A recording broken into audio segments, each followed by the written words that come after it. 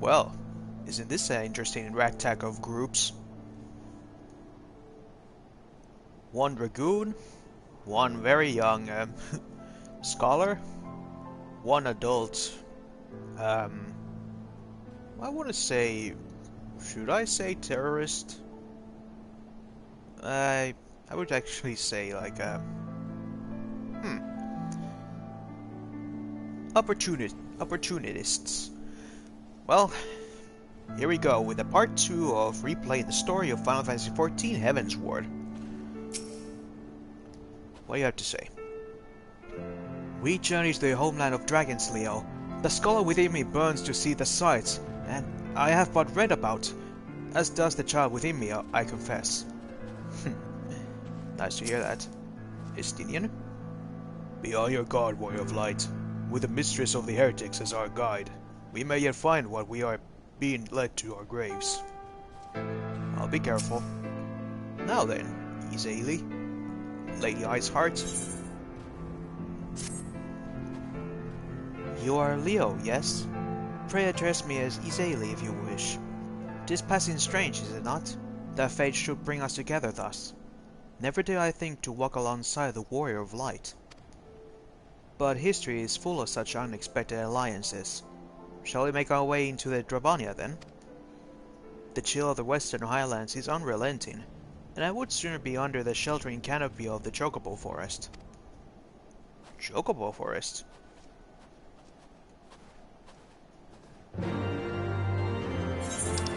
Nice.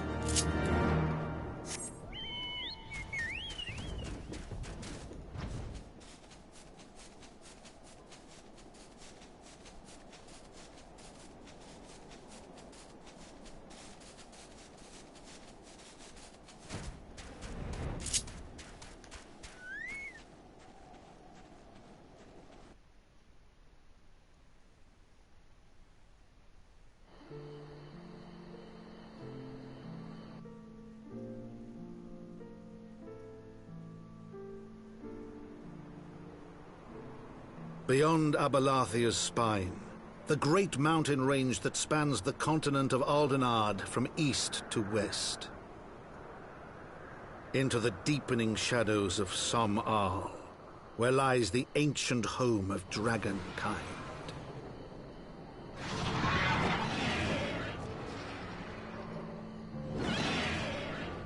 To a land where the soil slithers and the skies seethe with sinuous shapes, they came.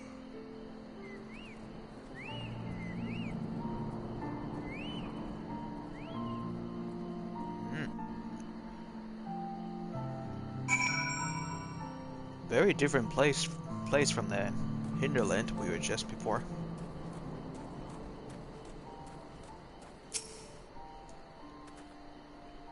This forest was mentioned in the pages of the New Eorzean Geographic. As I recall, the author advised travelers to give the local chocobos a wide berth.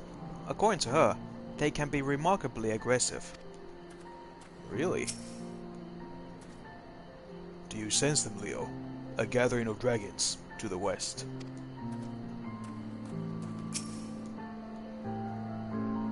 We now stand at the threshold of Dravania. The path of Som-Al will take us far to the west, beyond the embrace of the forest branches. It will be a long and demanding journey. Might I suggest that we take our rest at the village up ahead, and see that we are properly provisioned.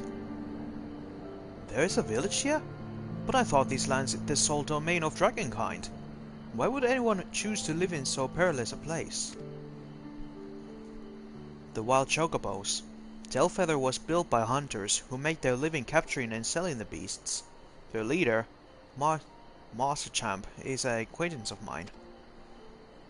Being a gracious sort, he will no doubt welcome our arrival, and he will also possess more recent knowledge of the road we seek to travel. I trust there are no objections? Only to this ceaseless chatter. If we are to meet this acquaintance of yours, let us do it before Ishgard burns.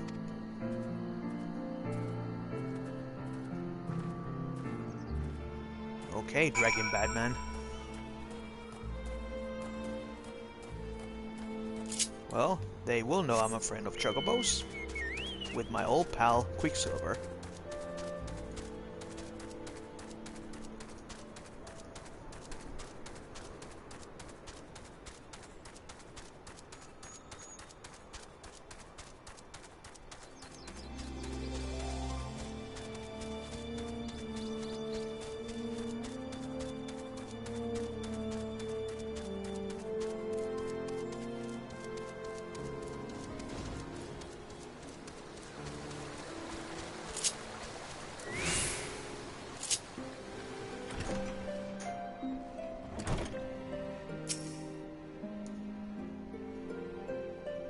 Hello.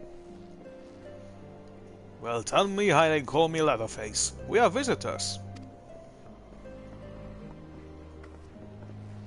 Ahoy, vain the lovely Izayli. It's been too long, girl.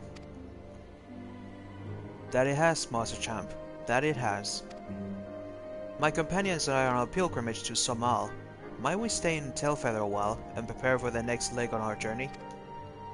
Of course. Stay as long as you like. In fact, I wouldn't suggest leaving the forest at all. The dragons have been absolutely bleeding murderous of late. Forgive me, sir, but I'm not sure if I understand. Do the dragons not bother you here in the forest? Bother us? Did Izayli not explain things to you, boy? You've seen them towering ceiling trees all about, haven't you? If you were flying above the canopy, you'd barely be able to see the ground. And as you expect, the local wildlife's canny enough to stay hidden beneath the leaves, which is why the dragons do their hunting elsewhere, and we can do ours in peace. I see. Thank you for the explanation. You're welcome. Now, I know it won't stop Izayli here, but dragons ain't the only things you'll need to keep an eye out for, especially if you are set to heading west. What, there's more dangerous things than dragons? I dare say you're wondering what could possibly be worse than the dragons, eh? Well, I'll tell you. The bloody Gnath. They're what you might get if you crossed an antling with a megalocrab and taught the thing how to walk on two legs. The men are used to stray far from their hides out of fear of the dragons, but they've gotten a lot more aggressive of late, sending out horde parties for moms in all directions. They've never taken to harassing the Dravanians in their own lairs, if you can believe it. And when they venture into the forest, which is more and more by the way, they certainly ain't afraid to come after my lot. I can only imagine how much worse to be closer to the Gnath's home territory. The Gnath? Interesting. I've read widely of the world and its wonders, yet after taking but a few steps into the unknown, I'm reminded how much I still have to discover. These hunters scrabble in the shadows of dragons for naught but the love of coin. Greed inspires courage and madness in equal measure, it seems.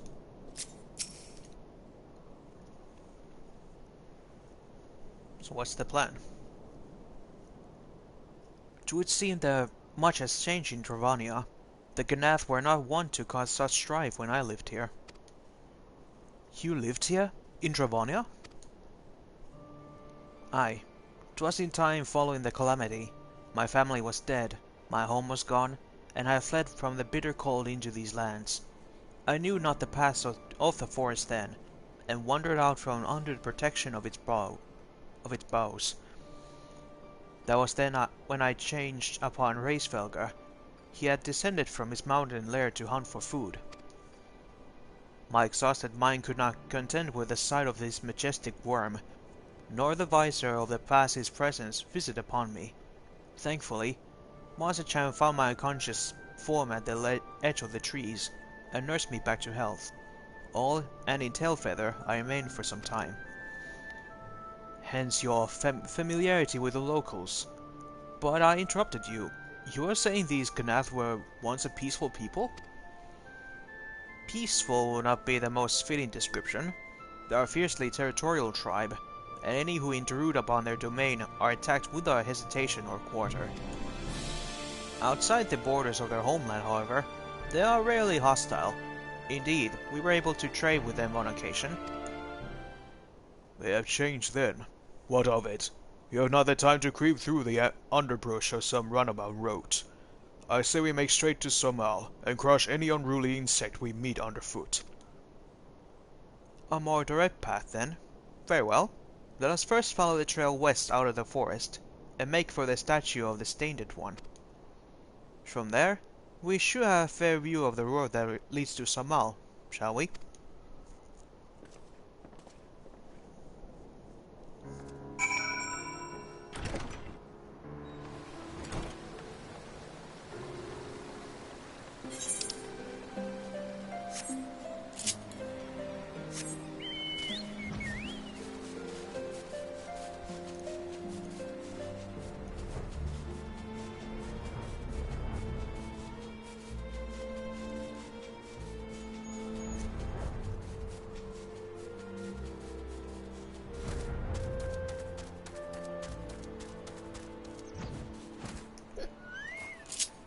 Excuse me. Oh. So these are the bananas.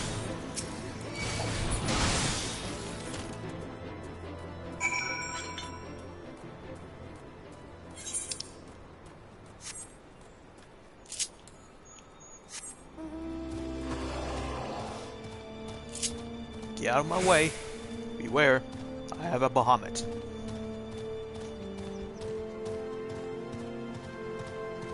No, not a Bahamut. This is Behemoth. Whoops. My bad. Bahamut Behemoth.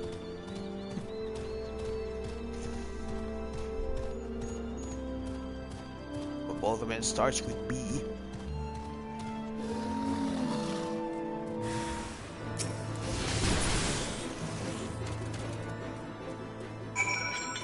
Excuse me.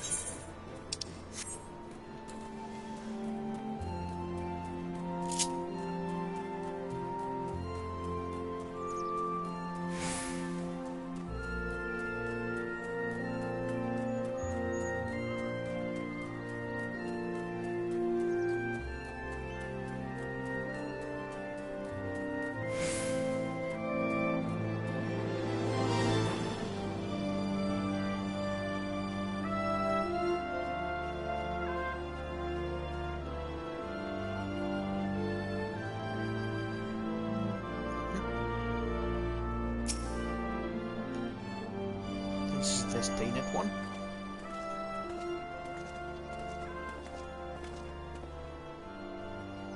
Should we chance to meet Marshapan again, remind me to thank him. Had he not warned us to expect the Ganath, I doubt I will be standing here. Amid ruins that I would tentatively describe as Ishgardian, the style, if not quite identical, betrays a definite resemblance. You have a scholar's eye, Master Alphino. This structure is in fact over 1,000 years old. It is a remnant of the age when our ancestors and dragonkind lived together in peace. You claim this as evidence of our harmonious past? I was taught that these buildings were constructed by heretics, in honor of your Dravanian masters. This rubble inspires not such awe in me. Stubborn fool. How desperately you cling to these false teachings of your beloved Holy See. Enough, both of you. You threatened the success of our mission with this incessant squabbling. Leo, pray reason with these two.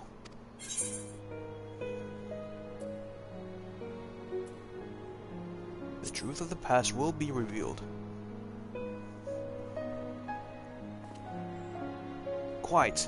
Lest you forget, our goal is to prevent a war which will claim the lives of our Dravanians and Ishgardians alike. If we are to accomplish this, you must learn to tolerate each other's presence. Trust in Leo's gift. In time, the secrets of the history will be brought to light. Let that be enough, Estinian. You will have me keep my counsel until Leo's visions confirm the truth? Very well, but bait me not. Our meeting with Race-Welcome will likely provide the catalyst Leo's gift requires, as it did mine. Let us press on. Yes, I have to use my power of context sensitivity. Dragons in the sky, the Gnath upon the ground. One must needs proud eyes in the back for one's head to survive this land. These Ant-Men are bold to bring their war to the dragon's doorstep. Maybe we should invite them to man the walls of Ishgard. Not a bad idea? Question mark? Spy you the 3 great towers to the west? Yeah. Ishgardians know them as Annexed Shrine. The place serves as a roost for Hraesvelgur's lesser kindred. If we are to reach the peak of Somal, then we must first besiege the dragons to open the way. But do not be disheartened. The one who leads them is a friend. Of rather more concern is the disposition of the Ganath. Let us survey the approach to the towers, and see if the path is clear.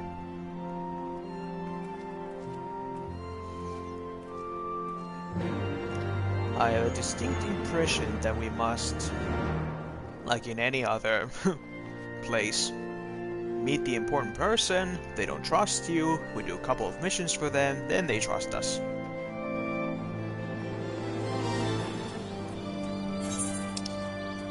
Okay, go there. Let's go a little bit faster. Ahoy! Ahoy, Silver! Away!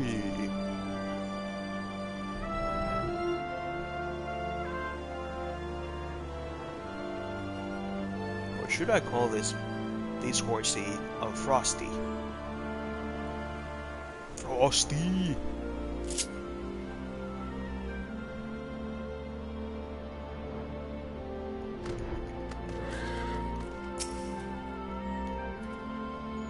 The Gnath are fast becoming a nuisance. They seem to plague our every step. Would seem the enemy of mine enemy is also my enemy. Just as I feared. The road ahead is teeming with Gnath soldiers. Master Champ did not exaggerate them. These beastmen have grown brazen indeed, if they would threaten the dragons so openly. Do they intend to assault the lair itself? I pray they do not. Mighty though my Dravanian friends are, they are yet vulnerable to the Gnath's muskets. There is no route safe for the one before us. Should the beastmen offer battle, we have no choice but to accept.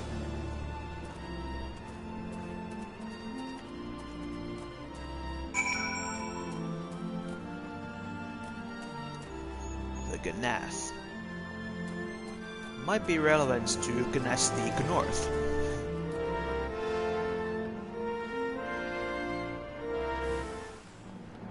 Hiya.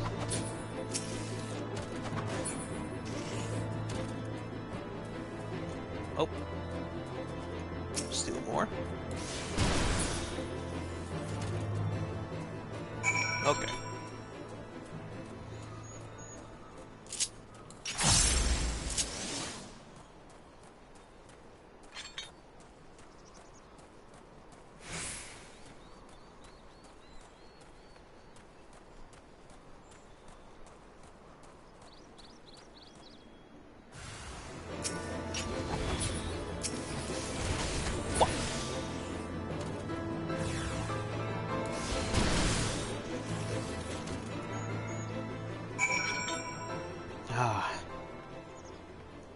AoE attacks are great.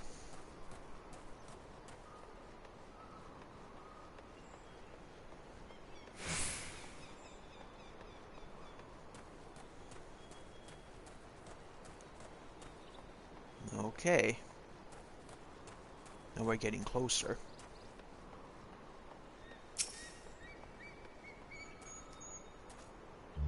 A greater dragon approaches. Really? The scale of this structure is nothing short of astounding, but that is only to be expected, I suppose, given the size of its occupants. I take no pleasure in killing the Gnath. 'Twas to avoid bloodshed that I agreed to join you on this journey. Well, it cannot be helped. We may proceed into the courtyard together, but leave the task of hailing its occupants to me. And keep your lance on your back, Dragoon. On my word to the Warrior of Light, I shall start no fight. Only finish it. You truly are beyond salvation. Come then.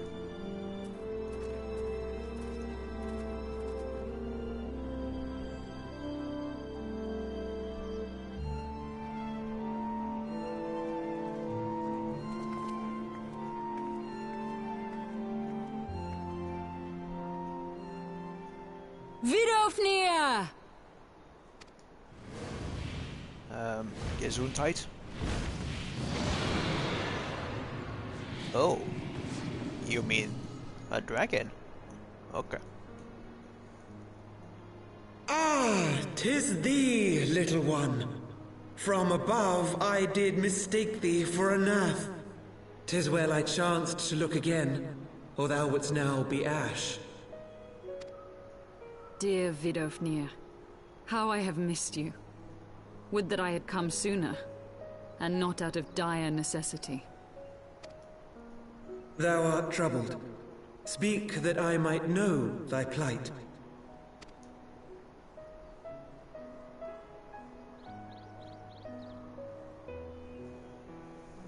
Thou wouldst have father admonish his brood brother. I would end this war without further bloodshed. How am I to believe thee, little one, when thine own companion beareth Nidhogg's stolen eye? Yeah, about that. Whoa, whoa, whoa, whoa, whoa. Have care, dragon, or I shall gouge out one of yours. Estinian? You forget yourself, sir. We are here on a mission of peace. My sire's will forbiddeth me from inviting discord to our home. 'Tis for this reason and no other that thou still drawest breath, knight. What do you mean? Discord is nice. Oh, you mean the other thing, not the Discord app. Vidofnir, please. We must be allowed to convey our intentions to Hraesvelgar in person, with words of our own choosing. Grant us this favor, and open the way to Som Al. Thou hast ever been welcome, little one. But I cannot grant thy wish. I am bound to remain here, and protect my kin from the Nath's god. The Nath have summoned a primal. oh, of course.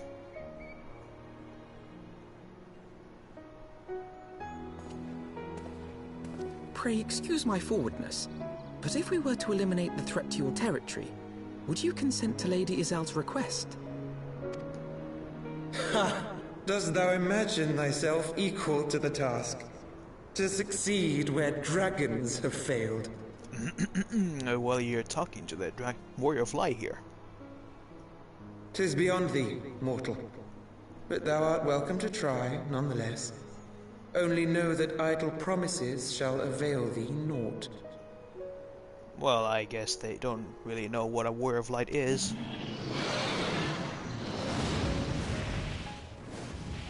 So I guess my... It would seem we have no choice but to make good on Alphino's offer. Why must our every bid for peace breed yet more war? yeah, it sucks.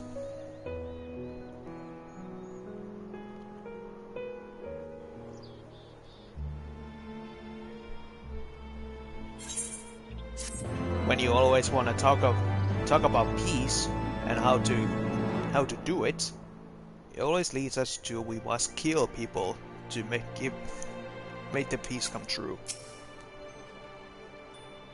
By the Fury, we must now defeat a primal that we might treat with a worm, and to begin to see how you gain your reputation for surmounting the insurmountable.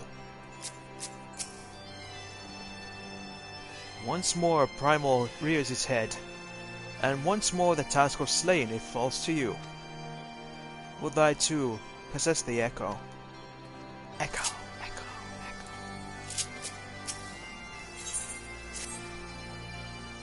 So the Gnath have summoned their god, and thus is the mystery of their newfound belligerence laid to rest. Are you not glad, Lady Iceheart? I thought you would applaud them for summoning a primal to further their own ends. After all, you did. I did not reach out to Saint Shiva to further my own ends. I desired her strength only to forge anew the peace between man and dragon. Or what a fool am I to speak of peace to you, a bloodthirsty savage who murders without thought of compunction. Enough! Enough, I say! If the Gnath have truly brought forth the deity from the ether, we must face it together, or watch our hopes fall apart. All now rests upon this primal's defeat. But ere we think of confronting it, we must first study its origins. What is the nature of this god? What matter of faith sustained its existence? My apologies. You're right. Of course. Let's return to Tailfeather and consult with Marzachamp. He knows more of the Ganath and their culture than most.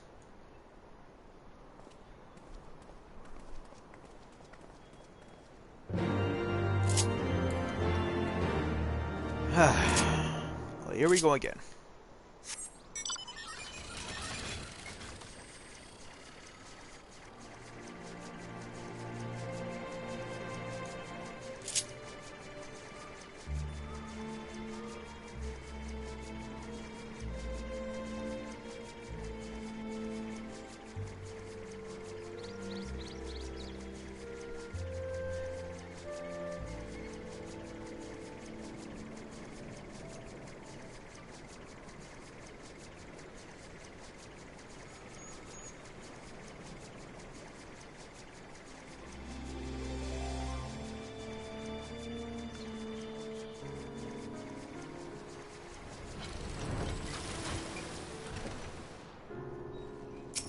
Marzachamp, we need your help.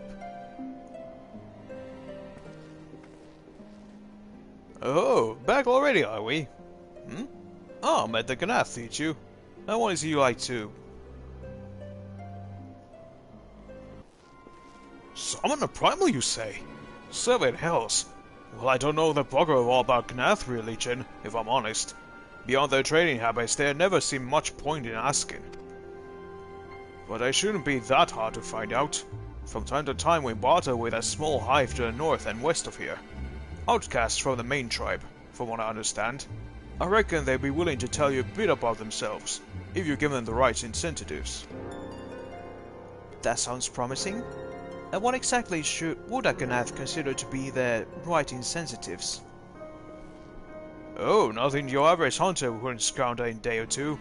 But seeing as you're in a hurry, you might want to divide the chores amongst yourselves. You want a good-sized jar of land trap nectar, a basket of Kelentry fruit, and always can have favorite, a generous portion of young Nanka flesh. I shall gather the fruit. Leaping to the lower branches of these forest giants should present little challenge to me. Yeah, you just spam your jump. Then I shall collect the nectar, with Master Alphino's arcane assistance. And that leaves you to bring home the meat. You'll need to carve it from the smaller Nankas that live in the rivers. Three big chunks should be enough, I reckon. Once you've got everything together, you'll need to set it down at what we call the trading post. Here, I'll mark this spot on your map for you. You'll be most kind, Master Marzachamp. Well then, let's attend to our respective tasks, and reconvene at the trading post. I need hardly add that the last one there is a rotten Nanka egg.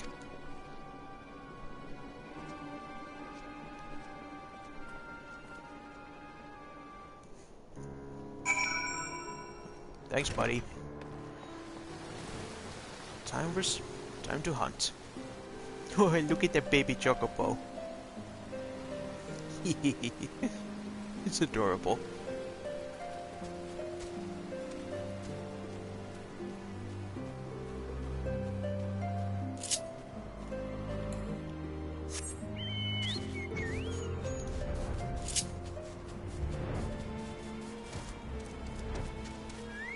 Okay.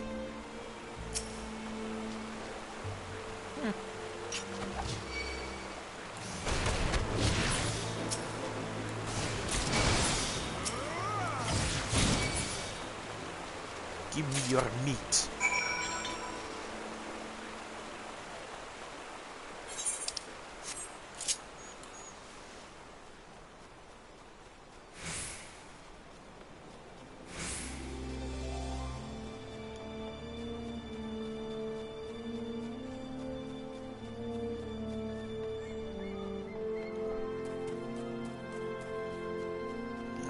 There's the 3.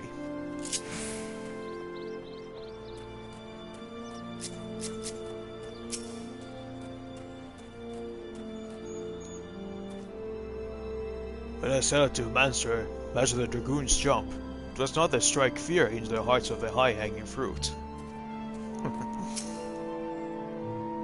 Master Alphino possesses a rare talent for the arcane arts. Should he continue to apply himself to their study, he will become a formidable mage in time. I was able to gather a goodly amount of nectar from the land traps, though I would not have known how to harvest it without XIV's help. Do you have the nanga meat? Yes. Nice chunks. Splendid. I shall put this with the Estinia's fruit and assemble a suitably generous-looking hamper for the Ganath.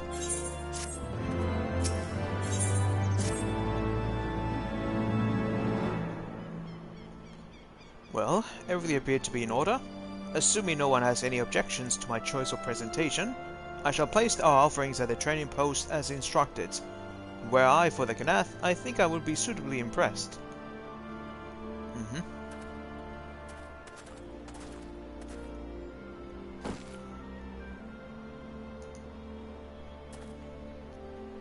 Well, how long must we wait? Should we sound a signal or some such?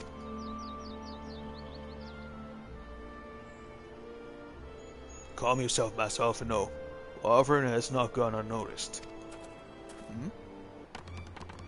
Aye.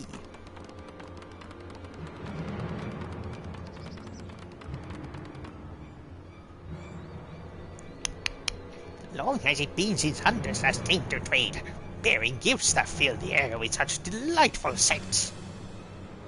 Landtrap nectar, corn tree, sedum tree fruit, and nanga flesh. What delectable foods have you brought out for us?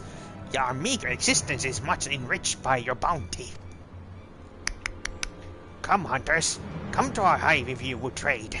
Cramped and stifling our homes are, but the rancid incense keeps the dragons at bay.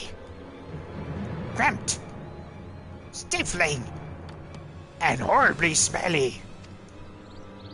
But better to leave the stench than be cracked and quenched by dragon jars, yes? Come, come, it is not far.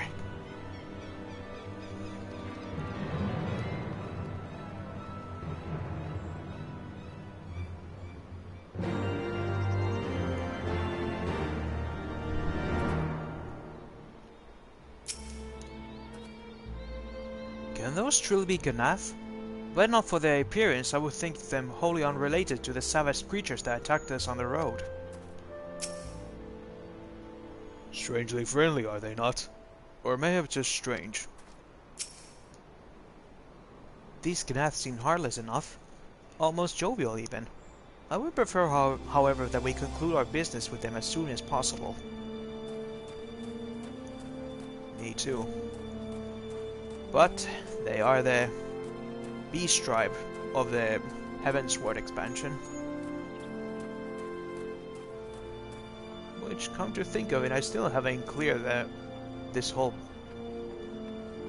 beast tribe levels yet.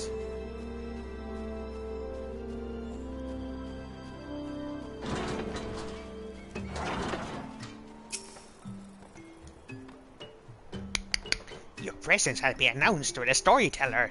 You must speak to our chosen leader in words, for we are Vath. We like the non-mind. The storyteller. Nice moustache.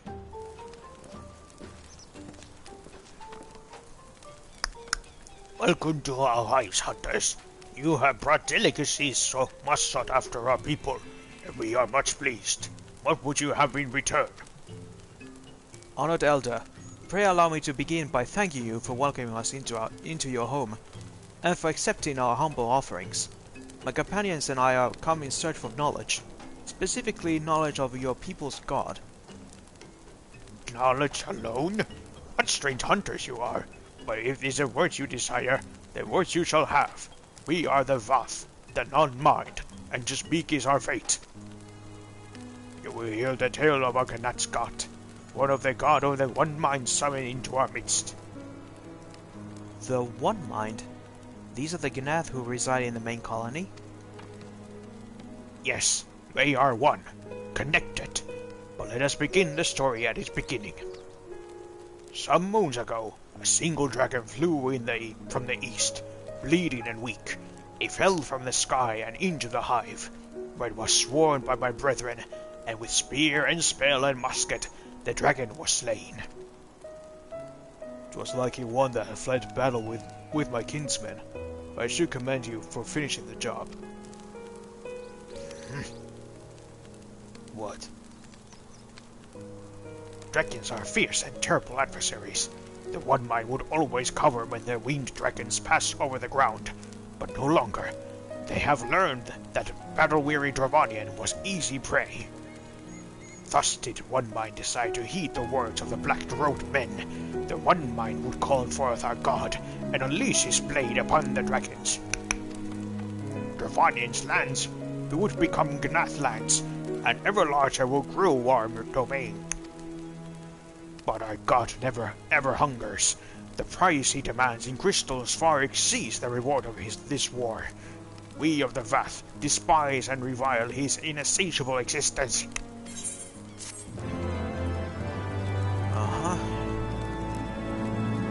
Much more demanding primal. That's not good. The beast tribes have ever summoned their gods out of necessity. That the Gnath should do so of mere covetousness sets worrying precedents. Predecessors. A wounded dragon is a dangerous opponent. These adamant did well to overpower one.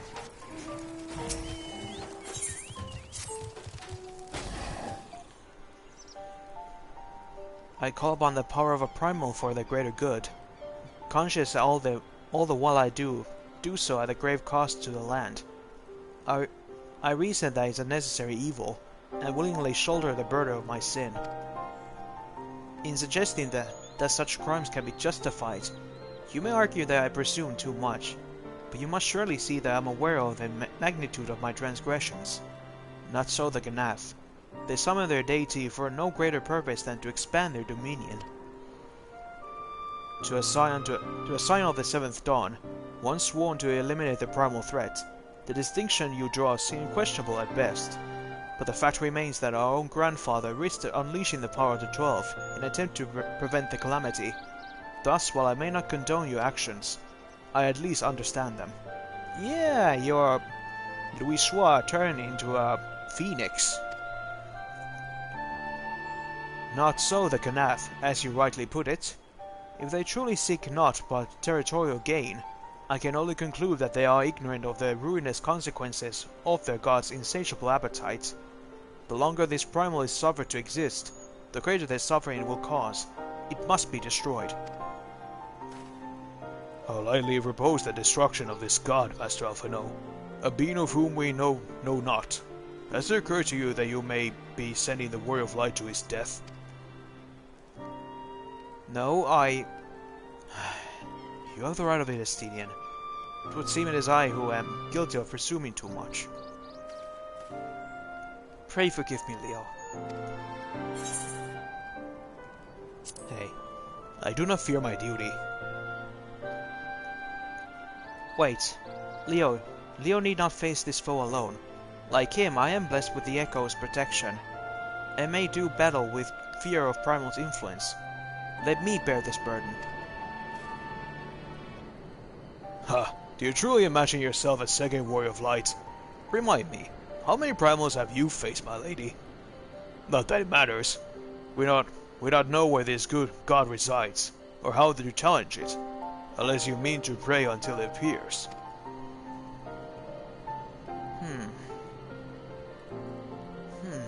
Estinian makes a valid point. Let us speak with the Vath, and learn how to best to secure an audience with their deity. In this, at least, I may be of assistance.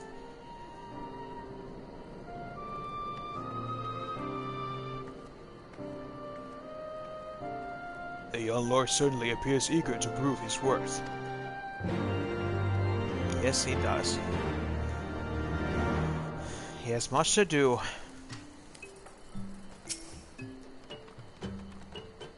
We are Vath. We are the non-mind. We do not fear the One Mind's thoughts. We cannot predict their will.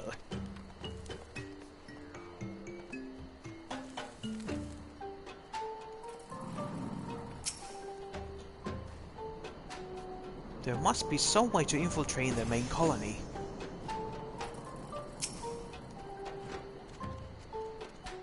The Vath greet mine every question with cryptic uteruses. I fear I'm not closer to understanding the tenets of their faith. By the Fury, I would swear these beastmen know less about their god than I do.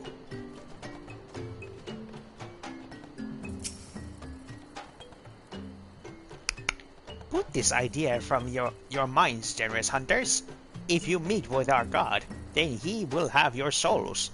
Surely you're not so generous as that.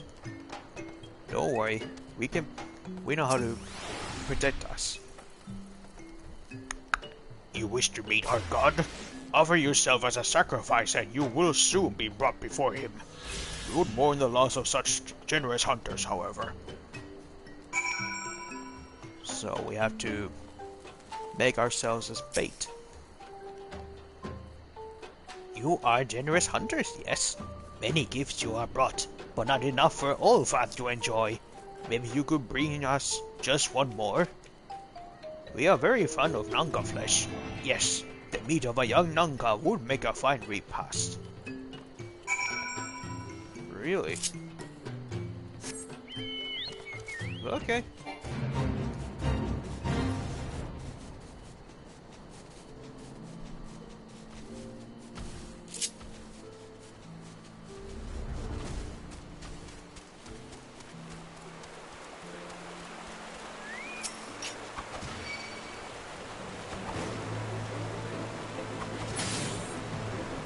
There we go.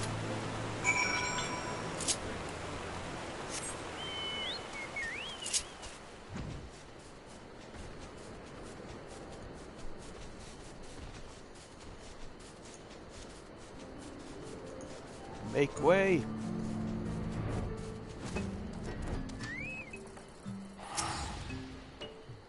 Here's some meat. We Vath do enjoy our Nanga flesh. Have you been out hunting yet? Yeah, here you go. Another gift for the Vath? So unexpected. Yes, you will have more of the words you strange hunters hunger for. Listen now. The senses of the one mind are enmeshed by the overmind. What one sees, all see.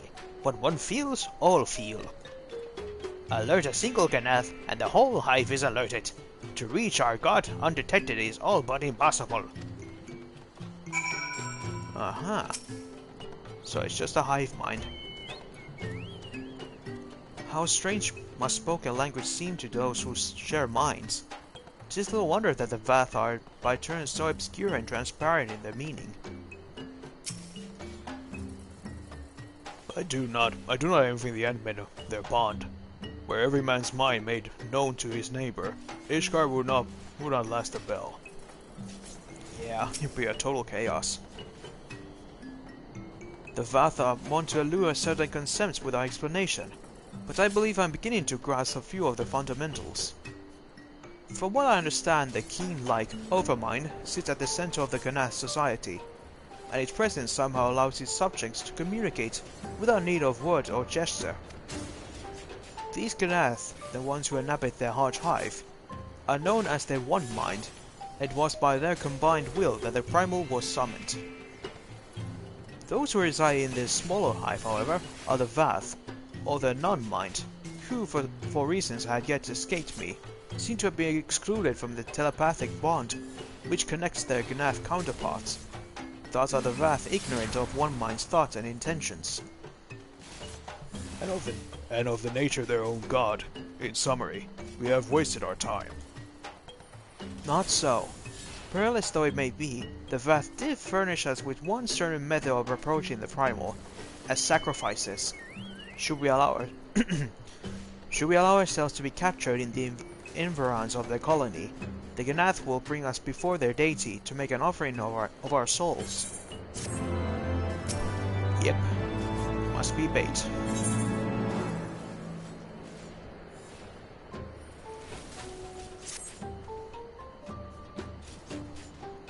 Forgive me, but let's be clear about what is that you propose.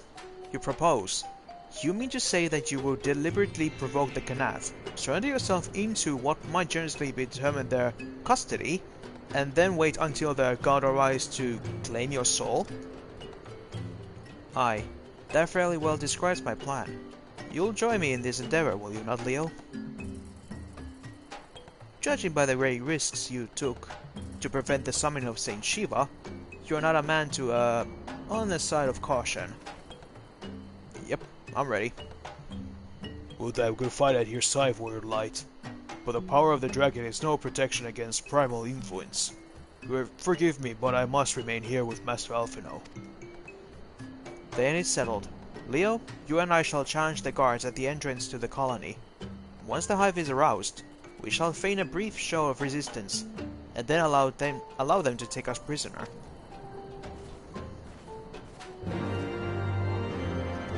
Well, wish me luck, boys. Well, wish us luck, boys.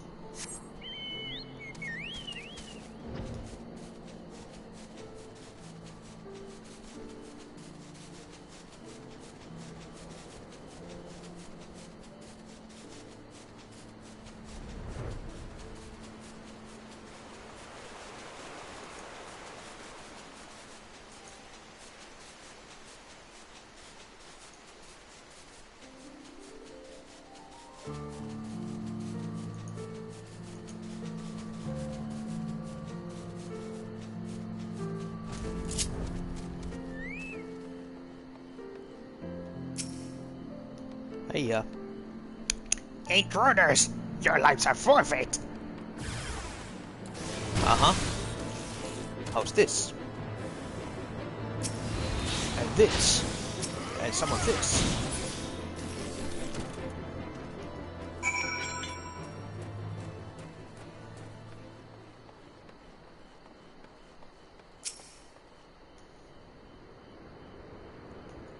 The Overmind must be now aware of our intrusion. Let us press on into the hive, and ensure that we have our host's undivided attention.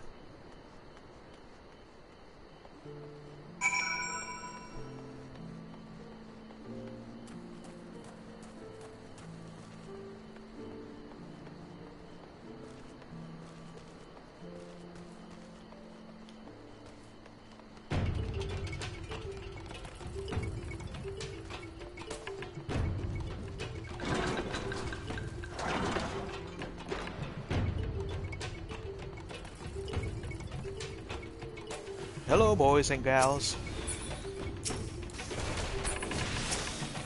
Here to kick your butts.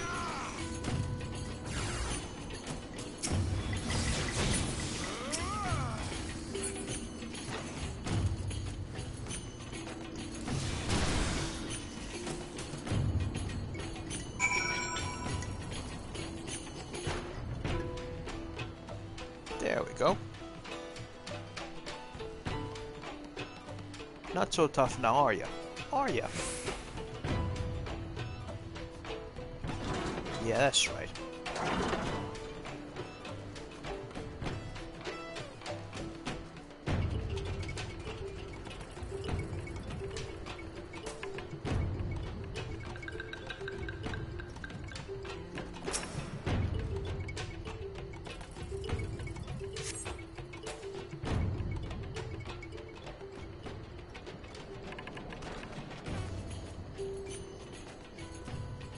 That should be sufficient. If we did not have our host's full attention before, we must surely have it now. Our audience with the primal may be granted soon after our capture. Pray advise me once you have steeled your mind for the battle to come.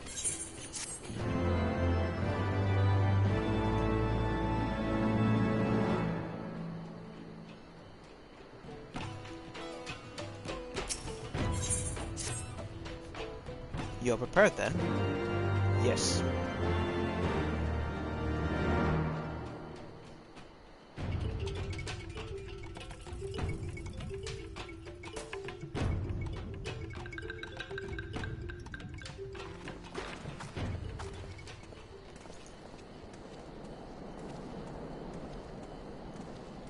Hold here, Leo. When next the Gnath come, we offer no resistance. Right.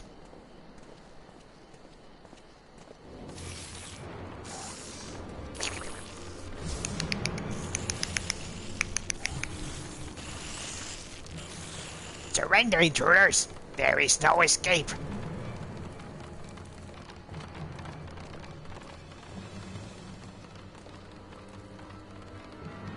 Okay, we give up. Enough! We surrender. We throw ourselves upon the mercy of your god.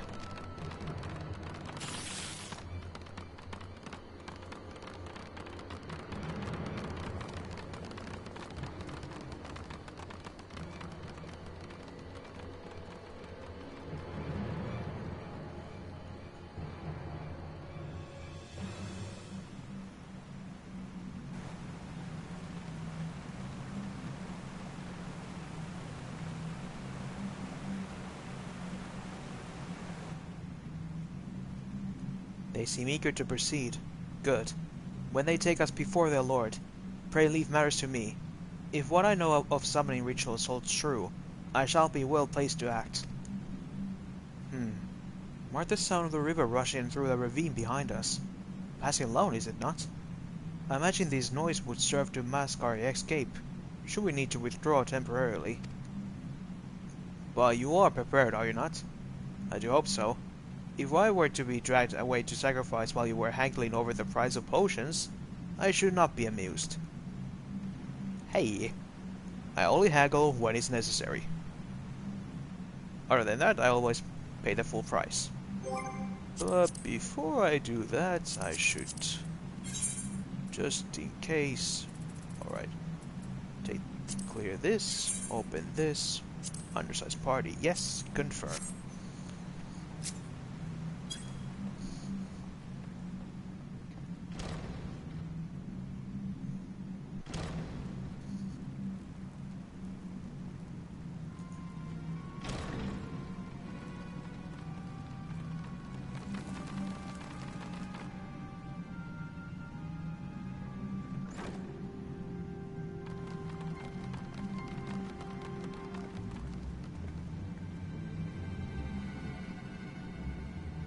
Now we have but to wait.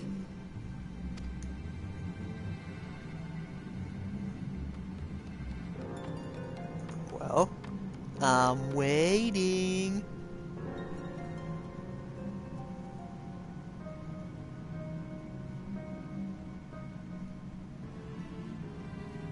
O Lord Ravana, master of the sacred blades, wrath of the colony, conqueror of the world, hear our prayer. Pray grant unto your devoted children the gift of your divine presence.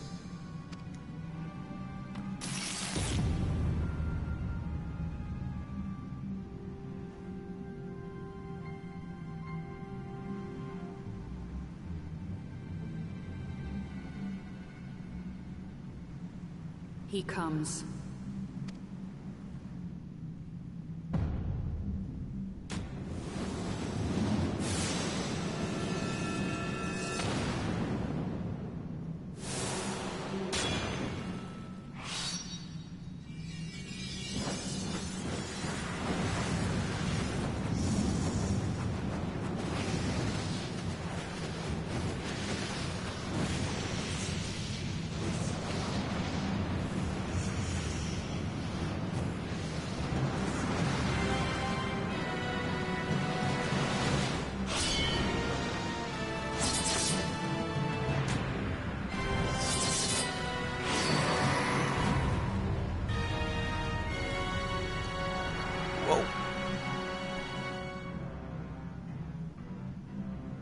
All strength to the colony.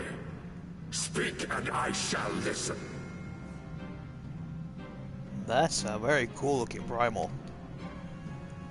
Oh, glorious General, we have captured intruders and would make unto you an offering of their life's blood. These feeble fleshlings dared to invade Natlands. Hear me, Lord Ravana. My companion and I did not come to contest your children's territory. We wished only to learn the reason you wage war against the dragons.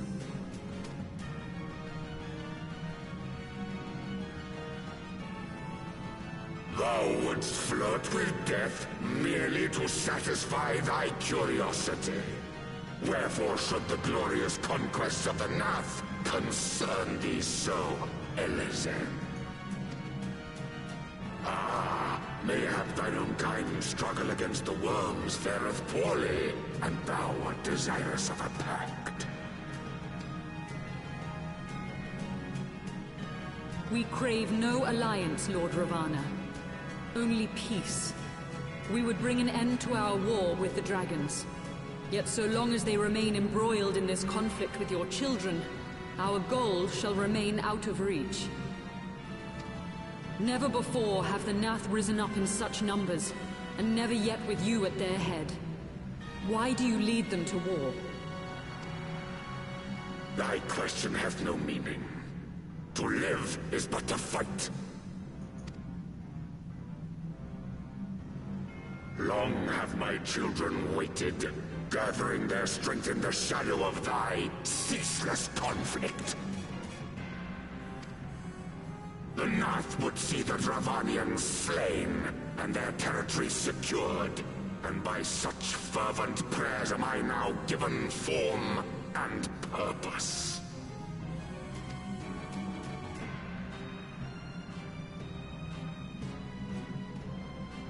As I feared, your very existence is an obstacle to our goal. Since you are so fond of fighting, we challenge you, Lord of the Nath. And should we emerge the victors, I would have you swear to withdraw your soldiers from Dravanian soil.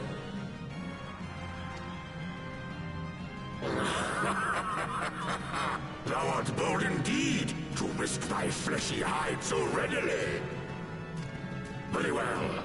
I, Ravana, fourfold Master of the Blade, do accept thy challenge.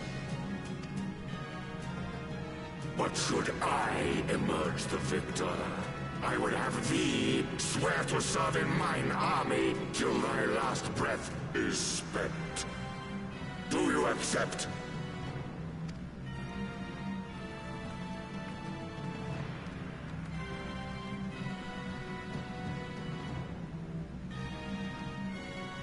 I do. And I believe the first bout is mine.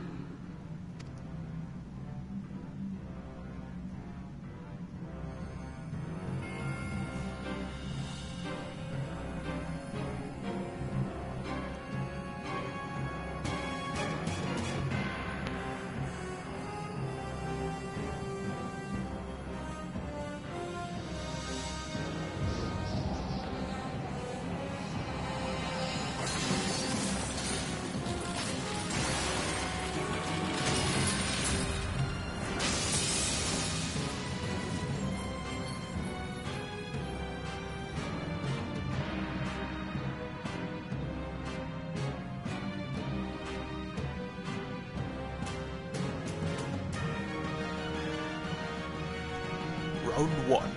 Fight! What is this? A god clad in flesh?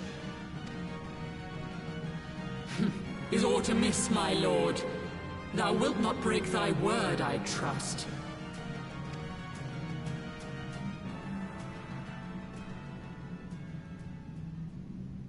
Mine oath is unbending as steel, little goddess. Thy ruse will but add to mine enjoyment.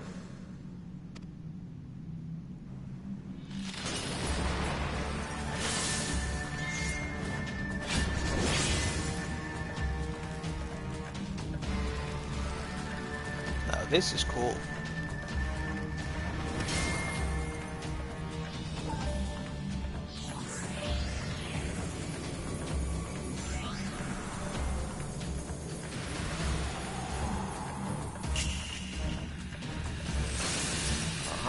Diamond dust. Okay, nice.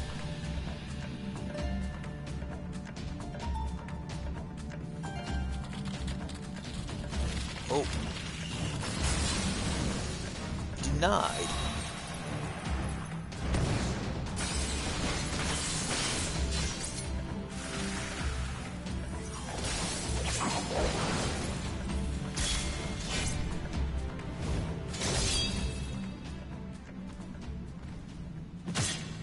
Oh.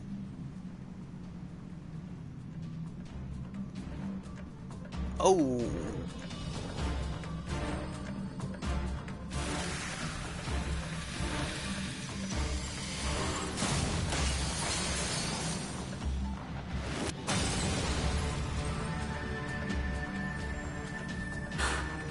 I thought myself stronger. Mayhap with more crystals?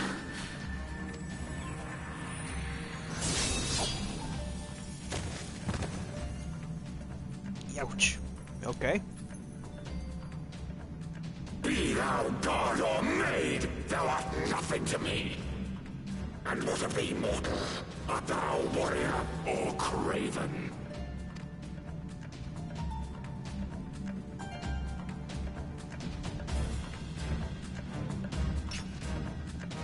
A warrior. A warrior, then? Good!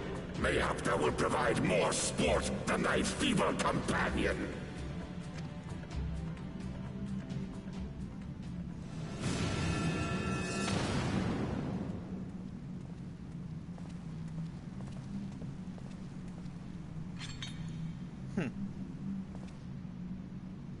Went somewhere else. Uh-oh.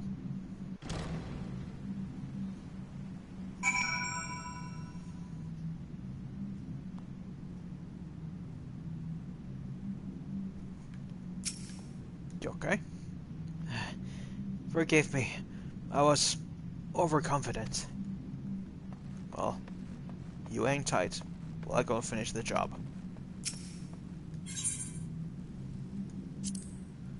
Thok as Thok. An insectoid beast tribe connected by a hive mind. The Gnath have but one collective desire: to expand their territory and prosper without fear of dragons. It was by this simple yet powerful wish that a mighty primal bent on war and conquest was summoned into existence. Bound by no promise of Vidovnir to remove this threat to dragonkind, you must now lead your companions into battle against the savage entity known as Ravana, Lord of the Hive.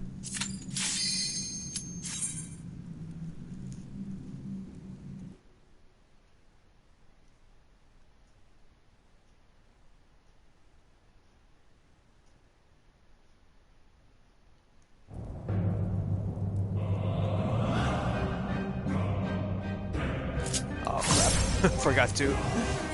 Once again, take this off.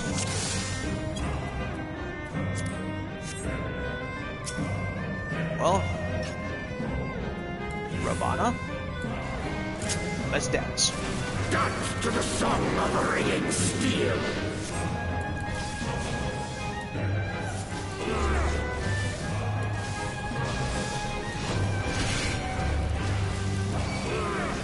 Furious as a blaze.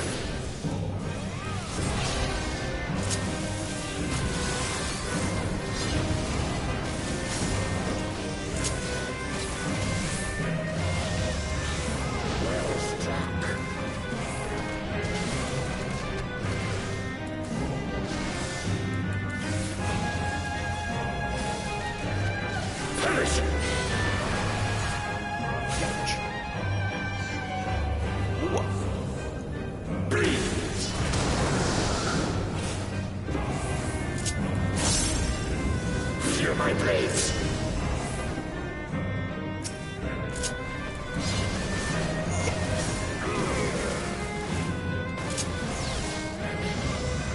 Thou hast bested me. Gotcha.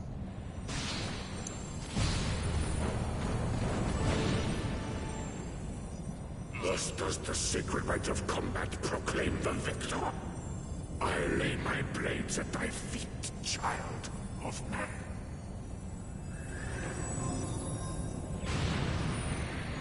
Well, at least he's honorable. Ba-ba-da.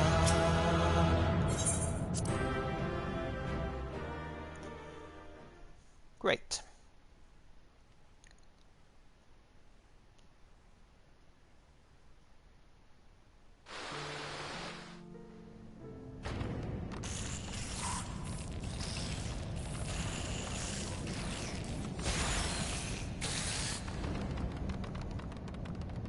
Yeah, run away.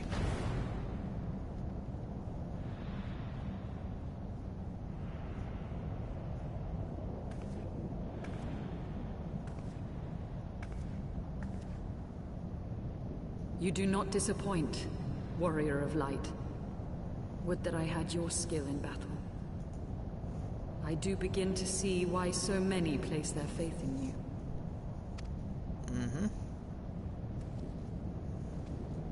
For all his savagery, I do not think Ravana one to break his word.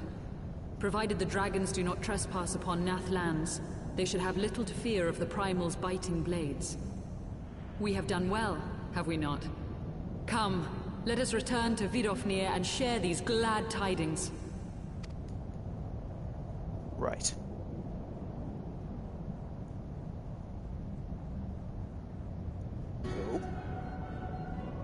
Once more you achieve the impossible, bringer of light.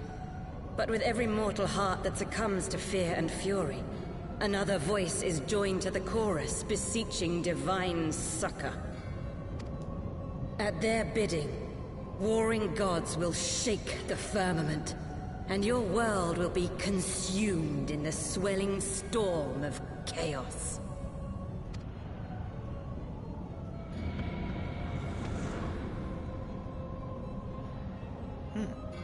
A female Asian. That's a first. Never since we first fought have I seen you draw upon the full extent of your power, and never for far till this day. You were a marvel to behold, Leo. Well, 'tis time we join our companions. They will be eager to hear the tale, and to continue our journey.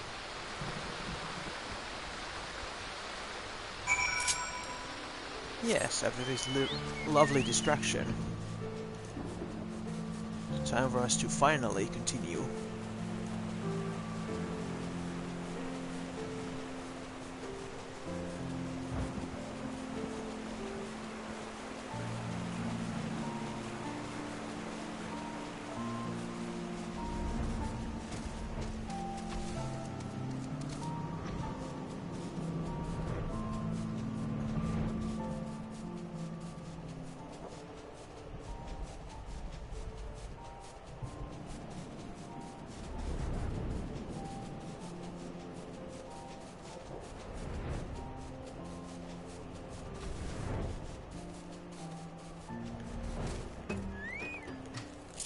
Hey guys.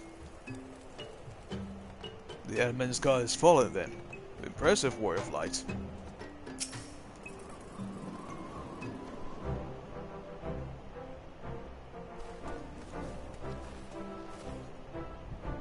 Leo, Lady Izali, thank the 12.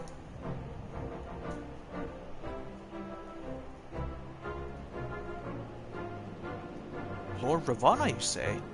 How curious that the Voth never mentioned his name. And you are quite certain he will keep his word? There was honor beneath his savagery. That we survived the encounter at all was a miracle.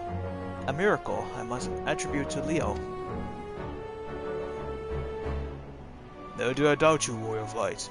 Like some, you were gone so long that Master Elfino where High lost his wits with worry. Fretting like a maid to her sweetheart he was. Estinian! Was that truly necessary? Not truly necessary, but certainly true. Ahem. What matters is that the Primal is banished, and our promise fulfilled. We should return to Vidofnir without delay. Lest you forget, this was but a means to secure an audience with the worm Praetvelka. Nidhogg's minions will not be halted by idle chatter. Come now, let's make every moment to count.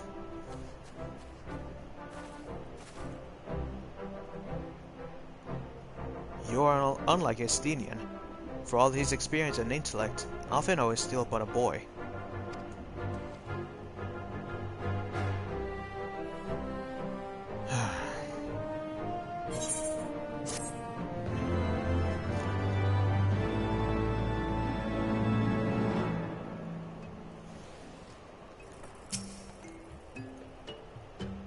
It is natural for him to feel concern for his companions.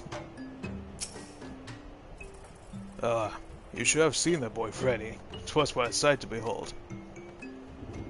Tease him no more. Master Alphinaud is to be applauded for his sense of responsibility. Given his years, 'tis little wonder the burden weighs heavy upon his shoulders.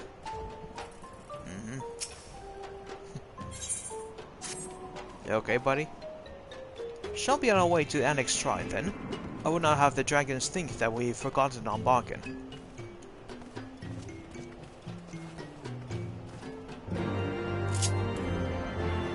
Yeah, let's go.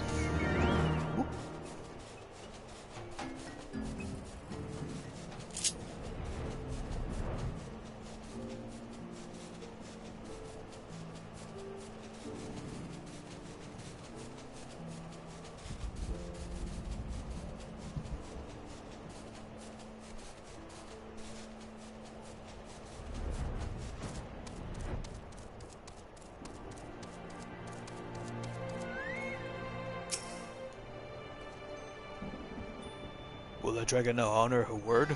That remains to be seen. Vidofnir will be pleased to hear the Lord Ravana's defeat, and of his pledge to recall his soldiers. You should be the one to break the news. The victory was yours after all. Okay. Thou art returned, little one. Hast thou abandoned thine ill-conceived contest with the Gnath? Nay, my friend, return in triumph. By Leo's hand was the beastman's god, Lord Ravana, laid low. In his overconfidence, the Primal swore to withdraw his followers from your lands in the event of his defeat. A promise we believe he will keep. The Gnath shall trouble you no longer. The deity is slain then. How didst thou content with his biting blades? But the particulars matter not. Thou hast fulfilled thy promise, and I shall fulfill mine. Attend me, mortals. He you attune the deepest reaches of morn, and there shall you find Halo, the altar from which you may begin your ascent to the summit of Somal. But be fairly warned, the minions of Nidhogg shall not lightly suffer your presence on that sacred mount. By your struggles within the cavern shall I judge you partly possessed of sufficient fortitude to proceed.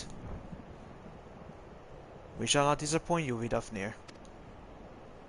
If memory serves, the Cavern of Morn is entered from the second floor of the central tower. Let us begin the climb.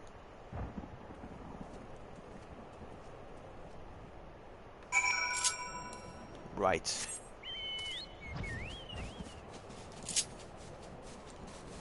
But luckily, we can fly, so we don't need to climb.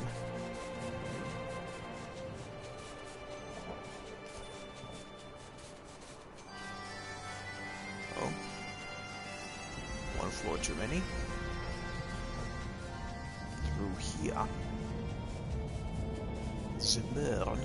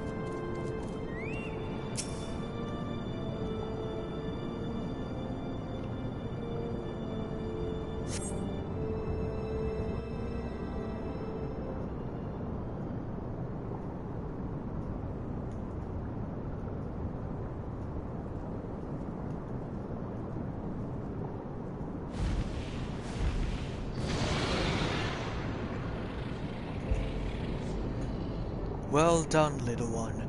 As promised, I shall open the way to Somal's summit, for thee and thy companions.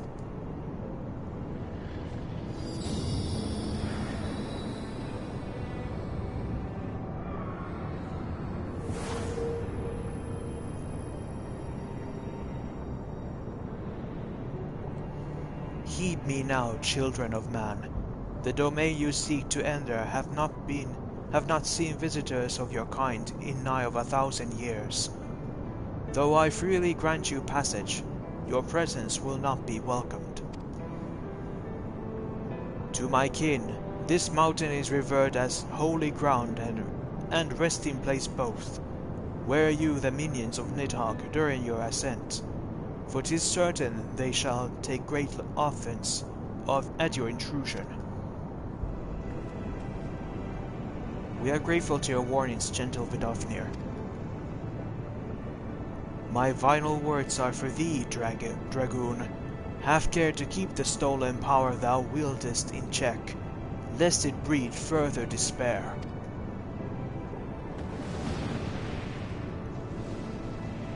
Estinian? The way is open. Let's not tarry here. A moment. Shall we blindly forge on, knowing the dangers that await us? Tioman herself is said to guard this peak. I do not fear Nidhogg's consort. Any dragon foolish enough to bar our path shall feel the sting of my lance. Spoken like a true butcher. Need I remind you that we are come to parley a peace? Let us be clear, heretic. 'Twas to save Ishgard and her people that I first lent my support to this doubtful venture, and 'tis for their sake that I go now to speak with Hraesvelgr. I said nothing of Tioman. Should the opportunity present itself to rid my people of their deadliest enemies, I shall take it. That is my duty as Azure Dragoon. You are beyond redemption. We will accomplish nothing by bickering. If you are to meet with Hraesvelgr, our path leads up the mountain. We shall defend ourselves if attacked, but avoid conflict whenever possible. What other choice do we have?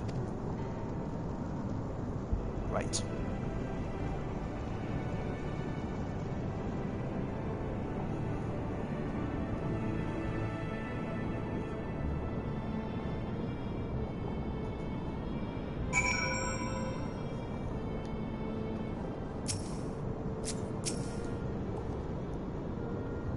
We shall defend ourselves if attacked, but avoid conflict whenever possible.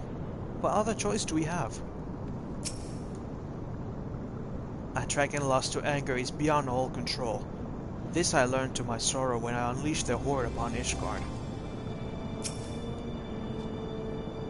I feel the weight of the Dravanian rancor pressing down upon me.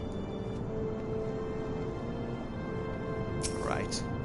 Now, let's get to Somal. Oh, right. Take this off.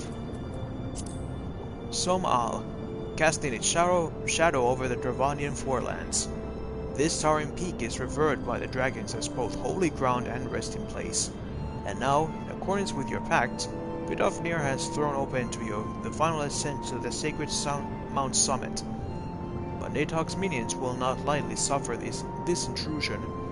Ere you gaze upon the fabled expanse of the churning mists, you must first carve a path through the mountain's denizens and overcome the consort of Nidhogg herself, the she-dragon Tioman.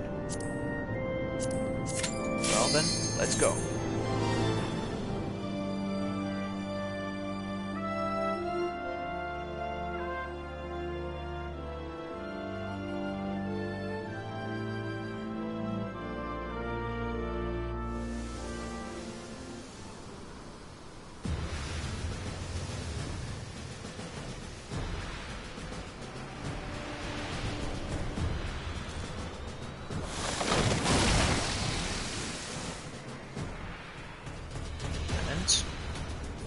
Deadly plants.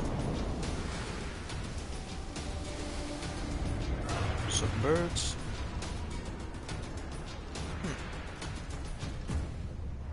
This could be a nice place for a picnic. Now, as Duke Nukem would like to say, it's time to kick ass and chew bubble gum, and a whole lot of gum. Step right up and get some.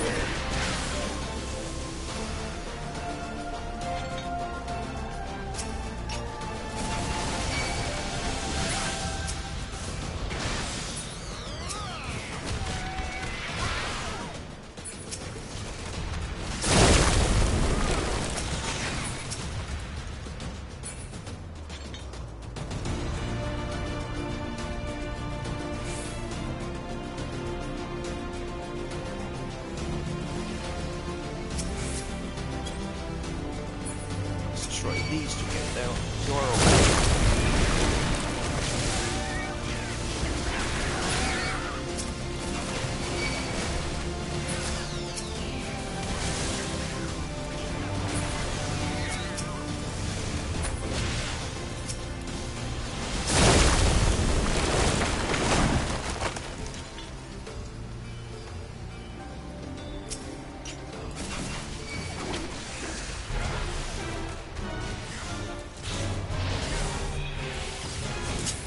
Time for some garden.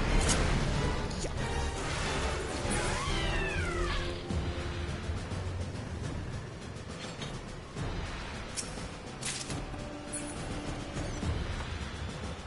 Bangle and a belt.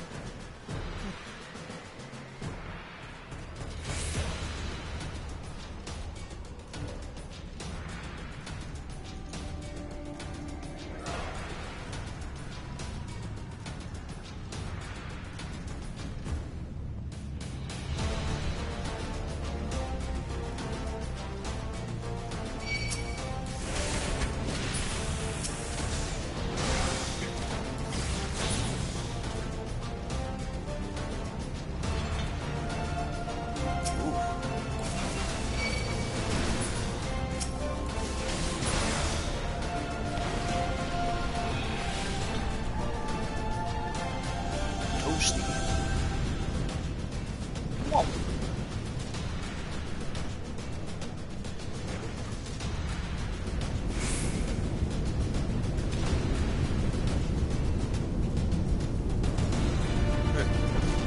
Let me in.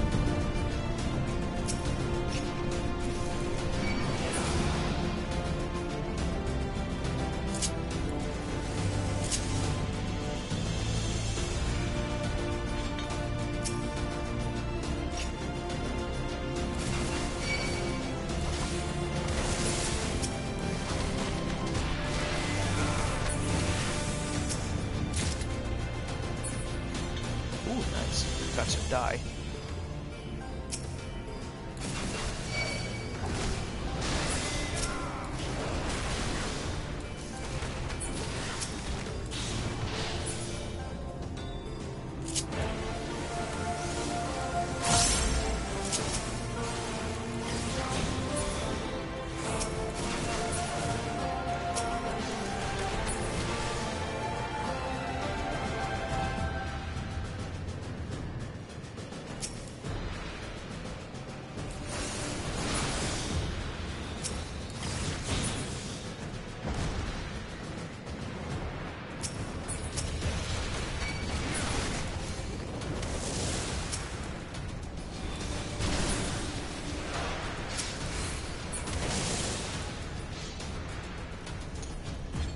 Now then, that was fire and ice.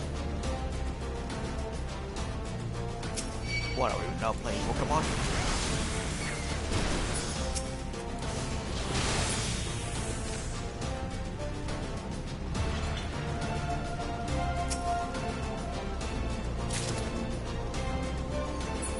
Alright. Some prisms. Oh. It's a dinosaur.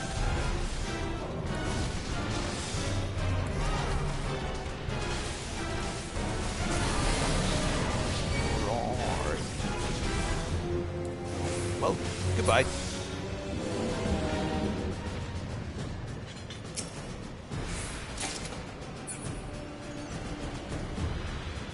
I guess Jurassic Park has come early this year.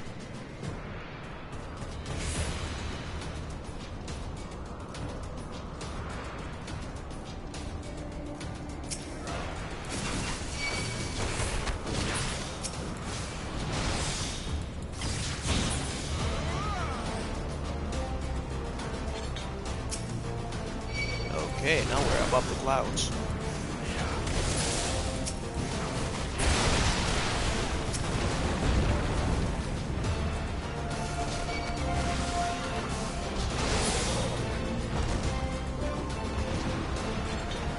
Oh, hello. Purple dragon.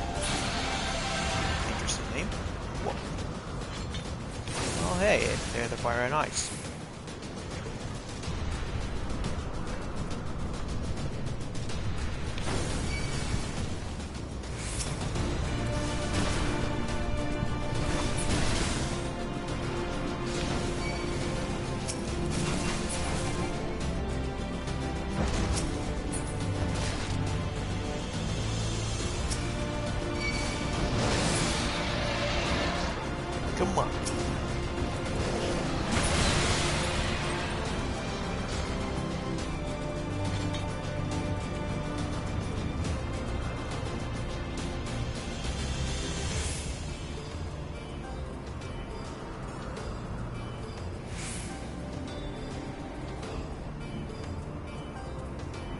some treasure coffers.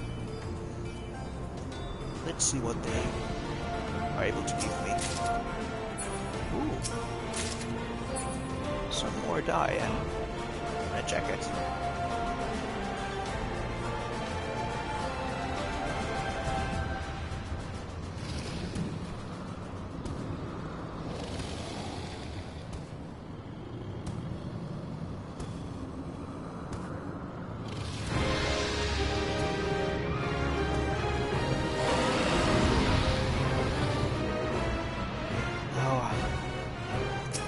I love this boss battle theme music.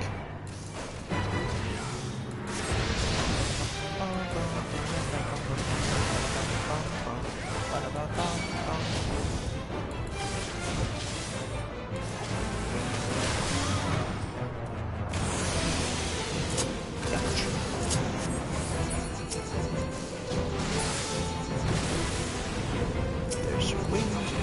There's your light.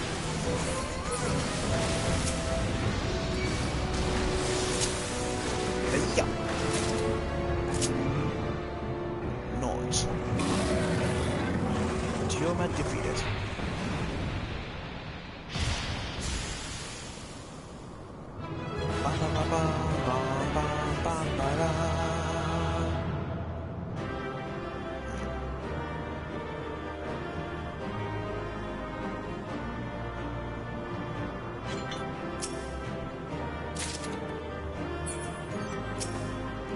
Some pants and a stick.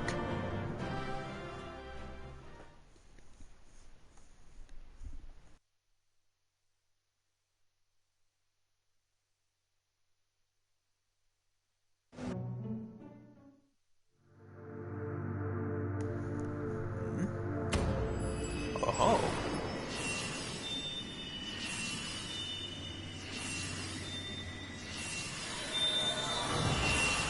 Power up.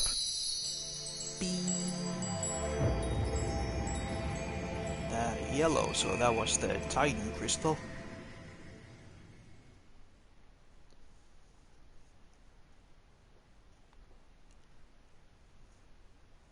Seems my link to the light is getting stronger. Little by little. Leo? Hmm? Oh, it's okay.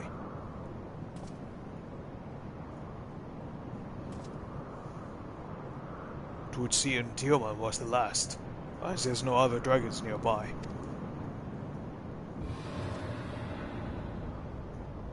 What was that?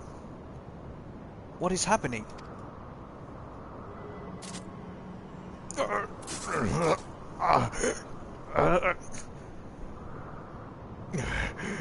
Nidhogg, he roars. He knows we are here then? His fury, it bleeds through the eye.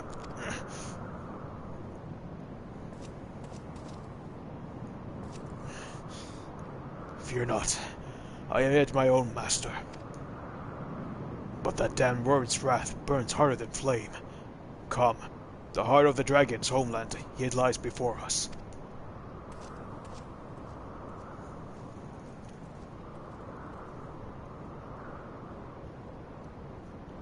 Thus do we add another link to the chain of vengeance. Oh Saint Shiva, when will it end?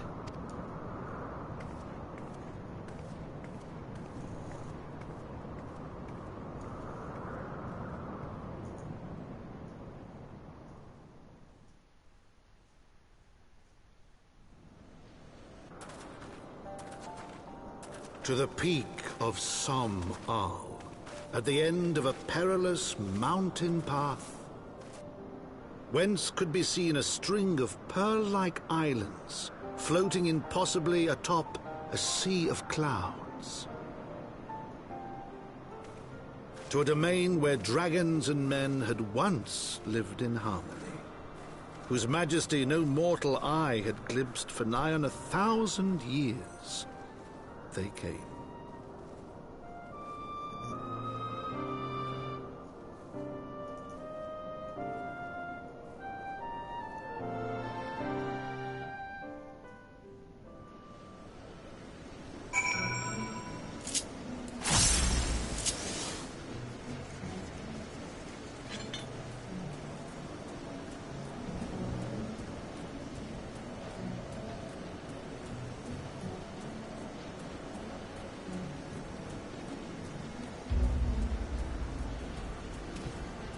So, this is the dragon's hometown. We stand within the sacred homeland of dragons, beneath the sky that is Heavensward's domain. Our quest nears its end, Leo. Ah, I fear the worm's anger. This lair is not far. Not far at all. We have reached it at last, the peak of Somal.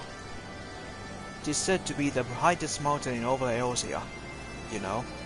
I thought it's cold in Coethus, but the air here carries the chill of a dozen winters. I mean, I guess we're almost at the hemisphere.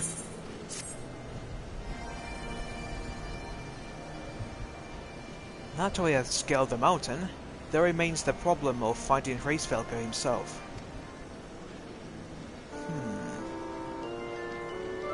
Oh?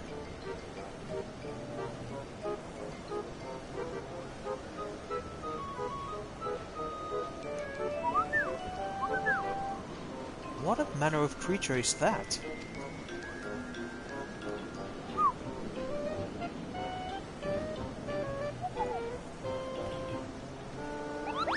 It's a Moogle.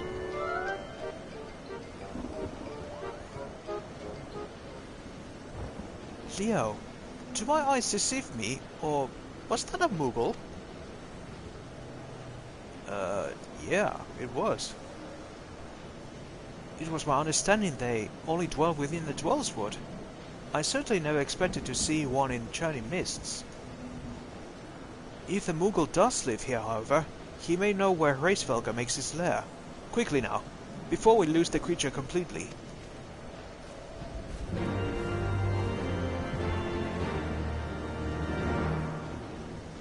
So there are Moogles here.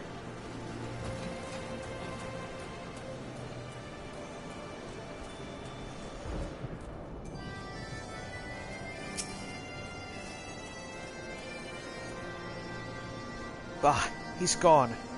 Leo, we must widen our search.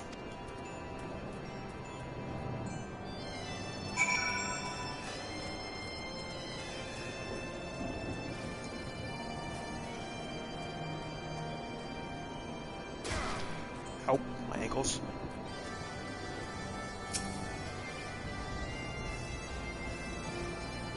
We did see a Moogle, did we not? Yeah, we did see.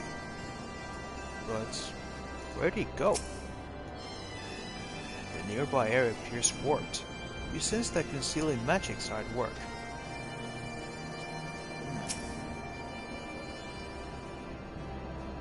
Where could he have gone?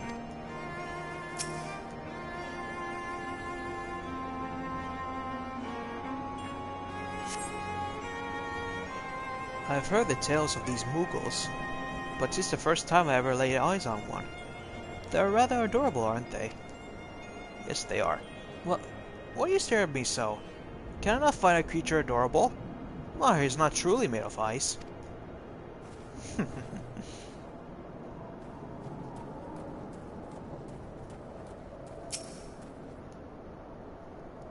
A Moogle, do you say?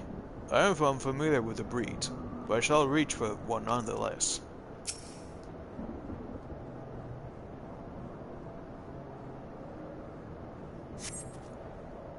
I see no evidence of this Moogle of yours. It certainly wasn't a trick of the light. Maybe it was simply one of these strange plants, shifting in a breeze.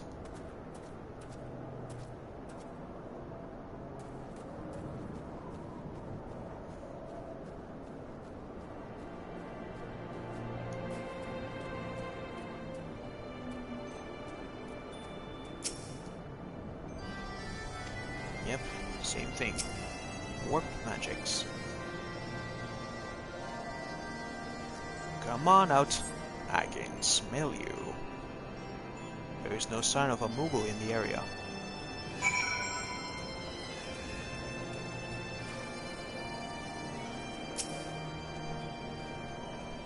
I'm sure I glimpsed a Moogle fleeting in this direction. Could he be concealing himself with magic? Yep, I believe so.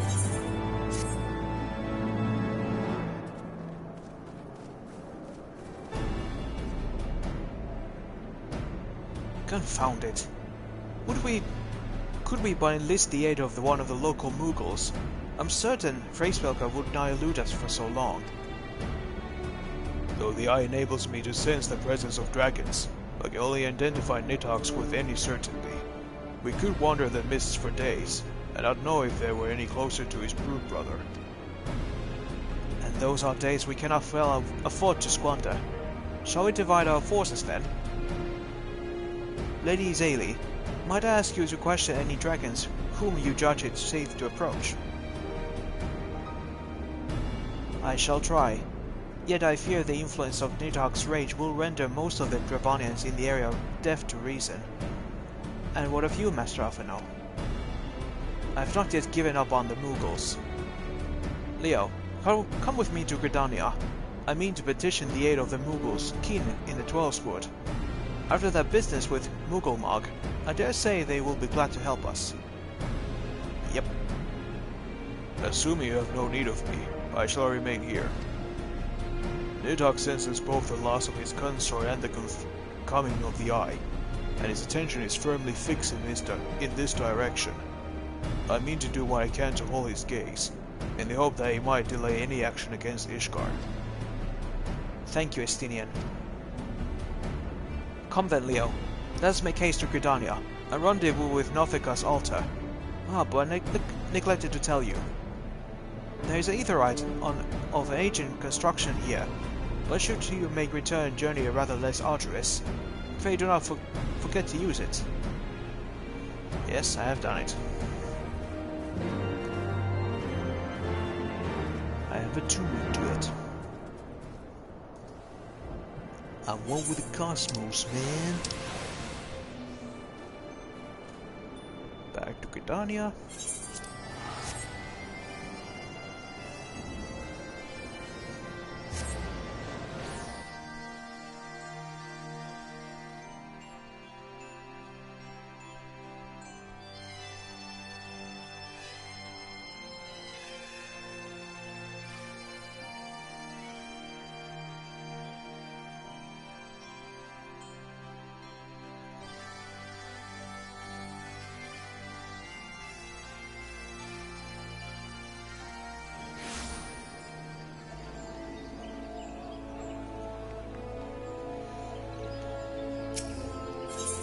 Back in Gridania. To the Conjurer's Guild.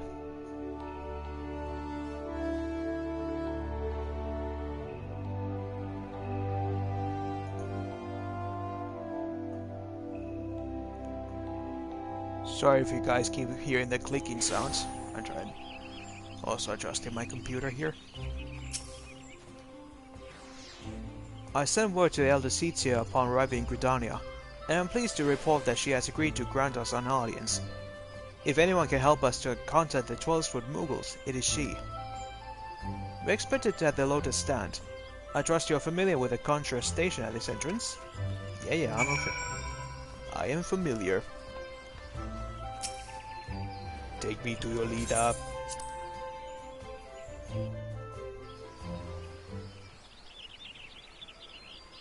Hello. Long time no see.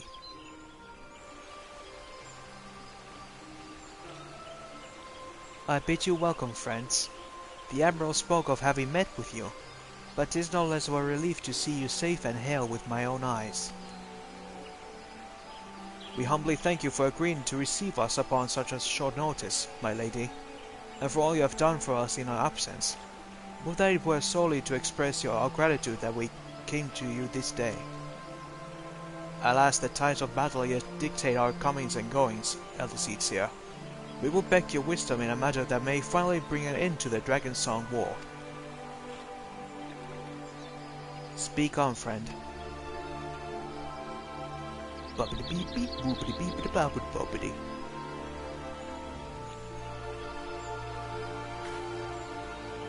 I see. So you seek a means to contact these Mughals of the Churning Mists.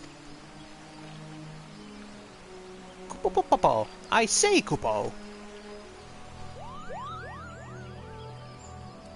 I say. Greet.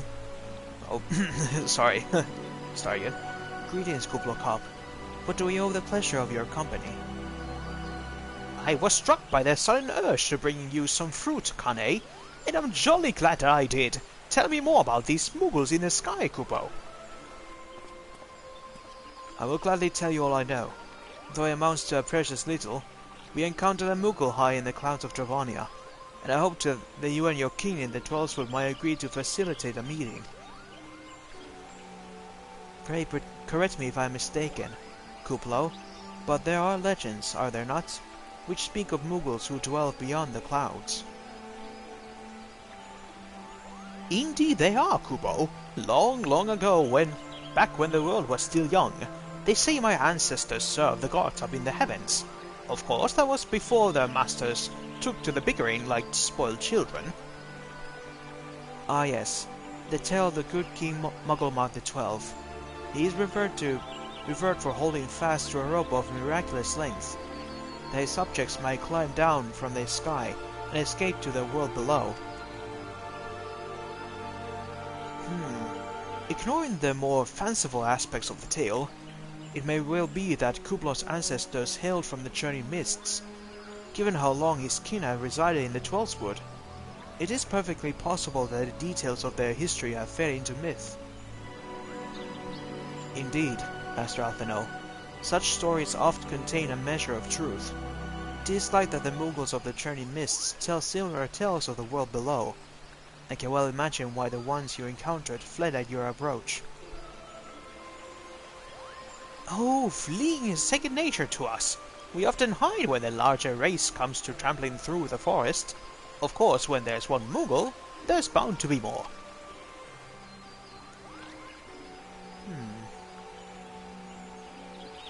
Which is why I've decided to take a trip to the clouds, Kupo.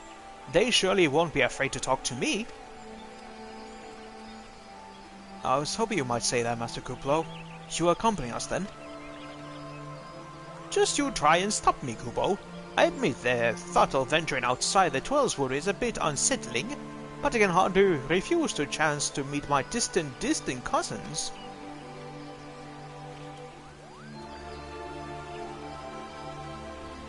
If you will have me, I too will accompany you on this venture, and lend my voice to your cause as an ambassador of Gridania. Whoa. That's bold. My lady, are you quite certain? How oft has our nation turned into the signs of the seventh dawn in its hour of need? How oft have we asked the warrior of light to risk his life to save our own? Full many times, I say to you, and I never have they refuse us. Thus do I choose this day to offer my aid to our allies for the good of the realm.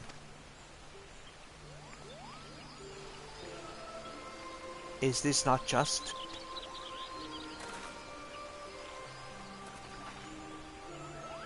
A most unexpected and most welcome of us, Elder Sitzia. We would be honored by your presence.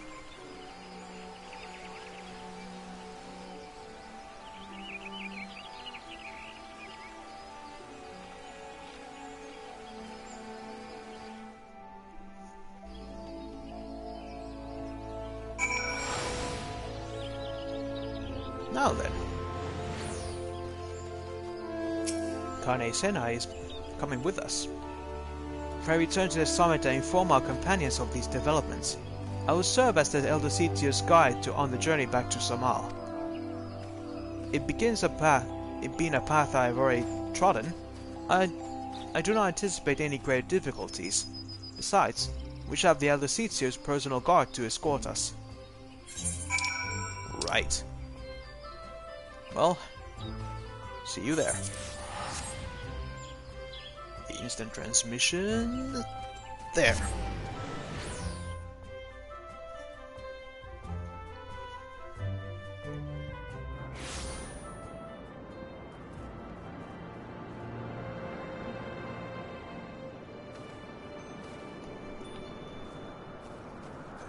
Okay.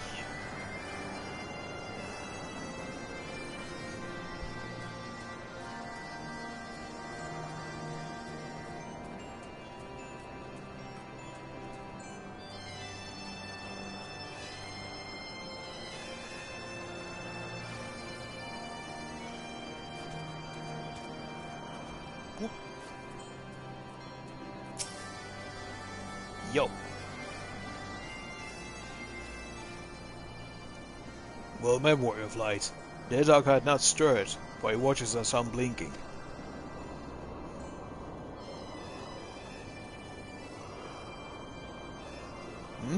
The other seats here yourself answers your call.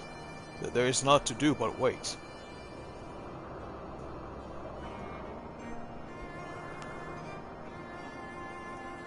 They are here, Leo. Greetings, my friends. I am happy to report that our journey was mercifully uneventful, devoid as the road was of the Travanians. It would seem the dragons have abandoned the Somal for the journey mists. Eldest Itzia, may I present you Sir Estinian, Ishgard's Azure Dragoon. It is an honor to meet you, Sir Estinian. I have heard many tales of your order's extraordinary skills and courage.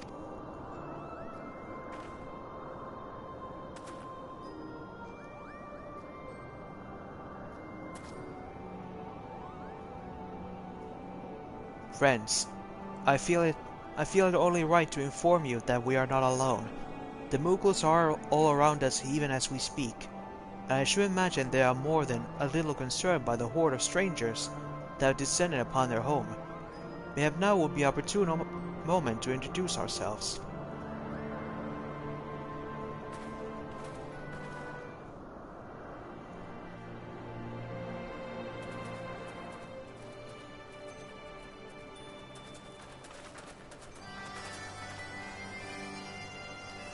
This should serve.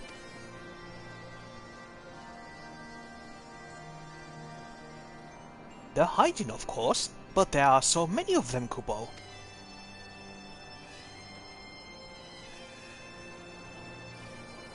I am Kane Sena. My companions and I have braved the long road from the 12th Wood to share words with you. On this, the occasion of our first meeting, we bring an offering of light and wind.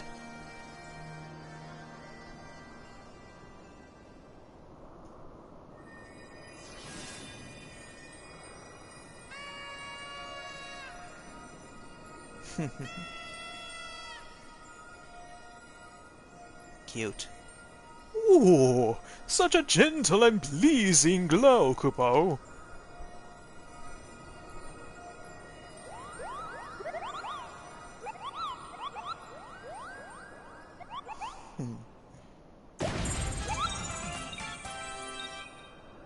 I am Moglin, the chieftain of this Mughal clan.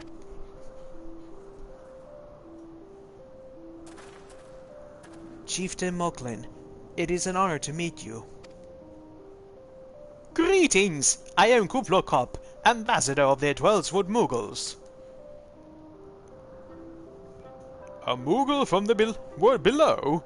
Your hide is of different hue, but that palm is unmistakable. I might need a moment here, Kupo. My companions were no less surprised to learn of your existence here amongst the clouds. I hope they did not startle you overmuch in their eagerness to make your acquaintance. Full well can I imagine your weariness.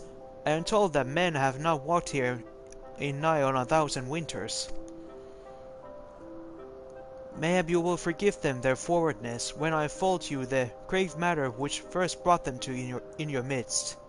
My companions crave an audience with the great worm Hraesvelgr, that they might negotiate and enter the war twixt the man and dragon. An end to war, you say? I trust you, Kanesena. The light of peace shines brightly within your soul. But I'm afraid the same cannot be said of your friends. To be plain, we did not hide ourselves because they were the first of your kind to be seen here in 1,000 years. Well, not only because of that, we hid because we smelled dragon blood. These skies are home to many, many dragons. While some crave peace such as Hraesvelgr, many others crave the opposite, such as Nidhogg. Suffice it to say, we are worried that the presence of your blood-spattered warrior friend will attract the attention of these nastier kind, and invited destruction into our happy home.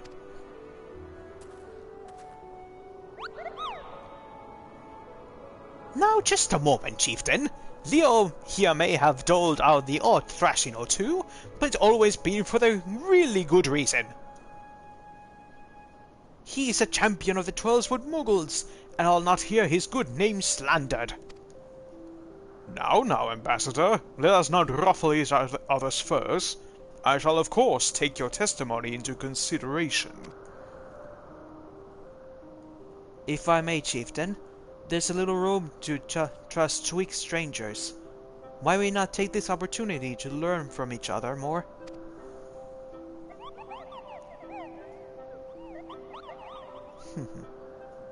An excellent suggestion, Kupo. In the interest of fostering friendship and keeping an eye on you, I extend you to the hospitality of Mogholm.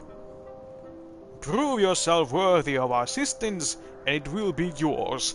I shall be watching, Kupo.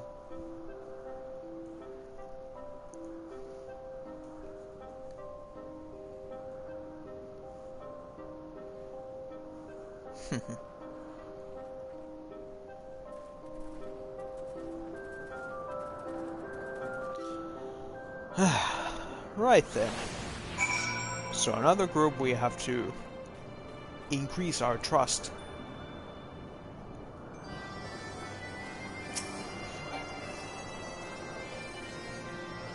Tell me, in the world down below, do all your kind look so different from one another? It must be terribly disconcerting. What was it Kubla Cop called you again? Leo? Huh. Your name's as odd as your appearance. Have you ever considered a nice Moogle name? Moglin is taken, by the way, Kupo. As are Mogan, Mugmug, and Mogwin. These being the names of the 3 wise Moogles who will administer the momentous challenges that I have devised to measure your worth. I call them the Trials of Trustworthiness. Undertake these trials, and we shall soon see whether or not you are worthy of our aid. Okay.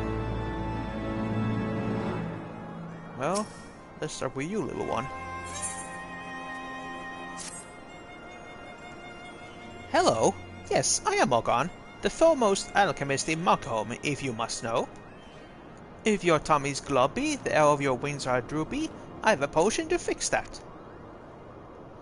Or I would if I didn't keep running out of ingredients. Luckily, you're here to do my trial. Go forth, mighty adventurer, and mightily pluck the 3 springs of Cloud's Breath for me. You will find it blooming near the entrance of Ale Tom. It's not the safest of places, so don't let yourself to be too distracted by the pretty flowers, Kupo. Uh-huh. Well then, off we go.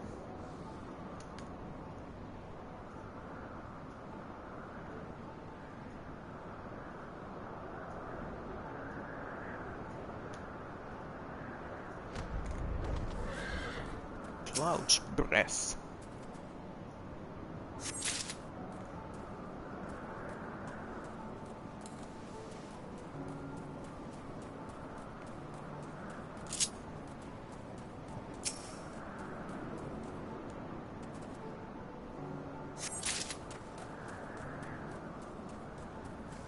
One, two. Where's the third?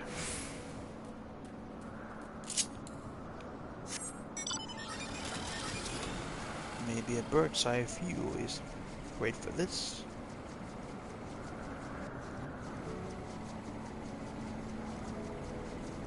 Ah, there.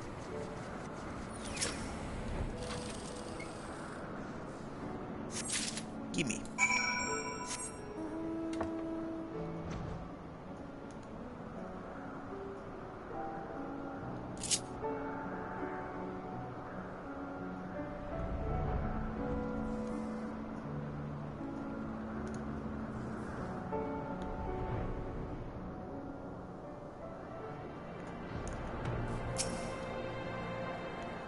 Did you have any trouble finding Cloud's Breath? I do need it quite urgently, you know. Cloud's Breath. Lack of imagination has led to most white flowers found growing in the scout-bound regions of Dravania and Abalthea to be named after clouds. This light-betailed specimen being no exception. Oh yes! These are perfect, Kupo. I have the main ingredient for my pom-pom tonic. Speaking of which, how are you feeling, sir? Should you ever feel your palm losing its bounce, then I'm your Moogle, Kupo. Thanks.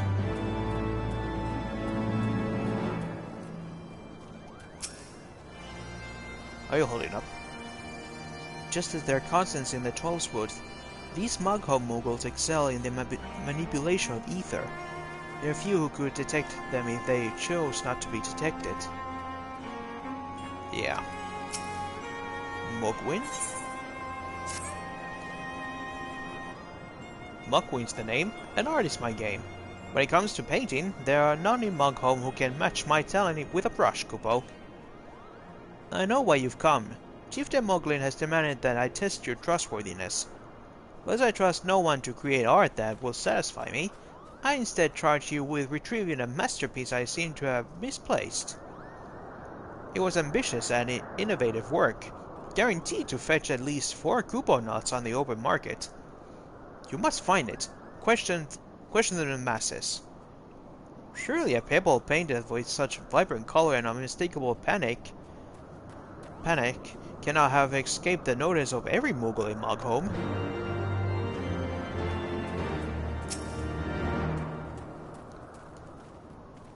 I did not expect our travels to find us to a Moogle village. I wonder if a similar settlement exists somewhere within the 12's wood. Yeah, I wonder. Mugwin is missing his masterpiece, Kupo? Oh, you mean that paint-smeared mess of a pebble? I've not seen it recently, a fact for which my eyes are profoundly grateful. Nice. Muddled. Maestro Mugwin has replaced his masterpiece, Kupo? Oh, happy day! If I'm the swifter of finding it, I'll be soon have a genuine Mugwin for the price of a little perspiration. Honestly, who has 4 Kupo nuts just lying about to spend on such luxuries? Some nuts. By you, big one. I don't know much about this stone, but I do know Mugwin's been creeping out the back way to some island summit from time to time. Kupo, maybe he left it up there.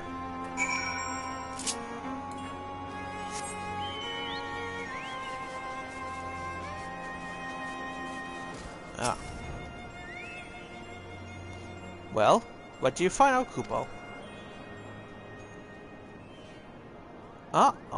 Yes, now that you mention, I do seem to recall leaving my pebble out in the sun to dry. Ahem. The second part of your trial commences.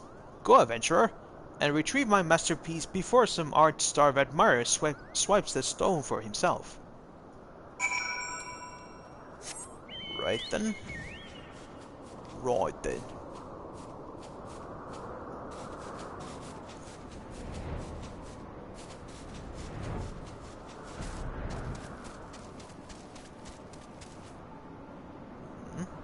Ah, there.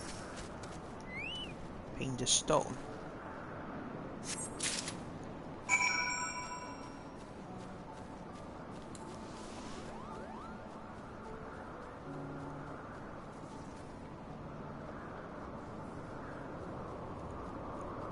Cannonball! Wow! Ouch!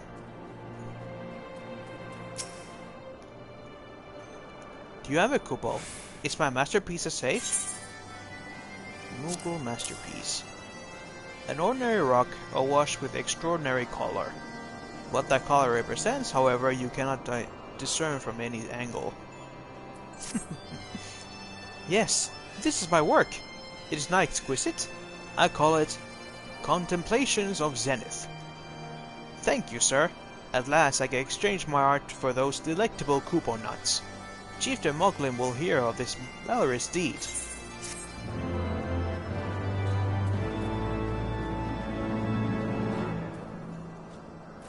Easily.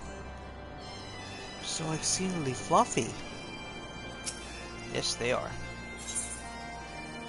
Mukmug. Yes, you have the pleasure of speaking with Mugmug. I know, I am the fluffiest, most enchanting creature you have ever laid eyes upon, Kupo. Innocent being this adorable. I can barely take a stroll outside without those relentless Dravanians throwing themselves at me. Why, they look as if they might just gobble me right up. In any case, fleeing their overbearing adulations is growing a bit tiresome. Your trial, sir, is this. Find the Arden Archosaurus and slap some manners into them, Kupo. Perhaps a firm smack on the snout will teach them to appreciate my charm from afar. Okay.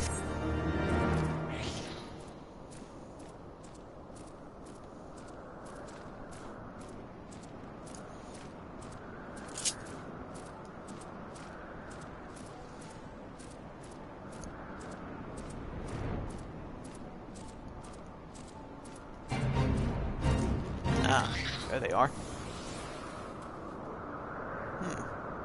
More miniature T-Rexes.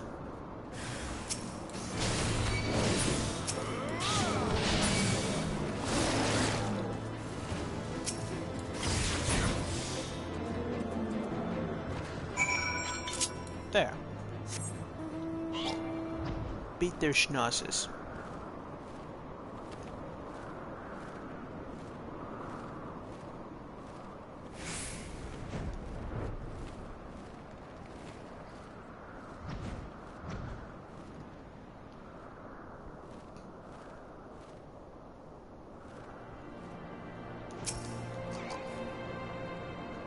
You able to humble my Dravanian devotees? Wonderful! You as capable as I'm captivating, Kupo. Still, my precious perfection does not excuse those louts from pursuing me so mercilessly, the tongues lolling and bellies rumbling. The Dravanians and their ilk have much to learn about acceptable acts of admiration.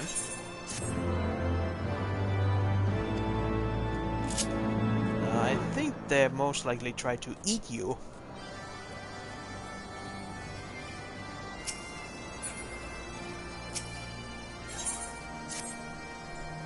Leo, if that is what you insist on calling yourself, you have completed the trials of trustworthiness, administered by the taskmasters Mogan, Mugmug, and Mogwin. During these grueling tests of character, I closely observed your conduct, as well as that your companions. And I am decided, Kupo. Gather your friends before me now, so that I need not repeat myself needlessly.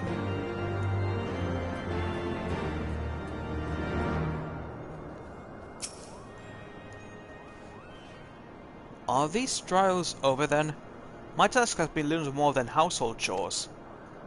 If our hosts elect not to grant their aid after working us like a pack of chocobos, I shall demand a compensation in Kupo nuts out of principle. But I hope I will not come to that. But let's hear the chieftain's verdict, shall we?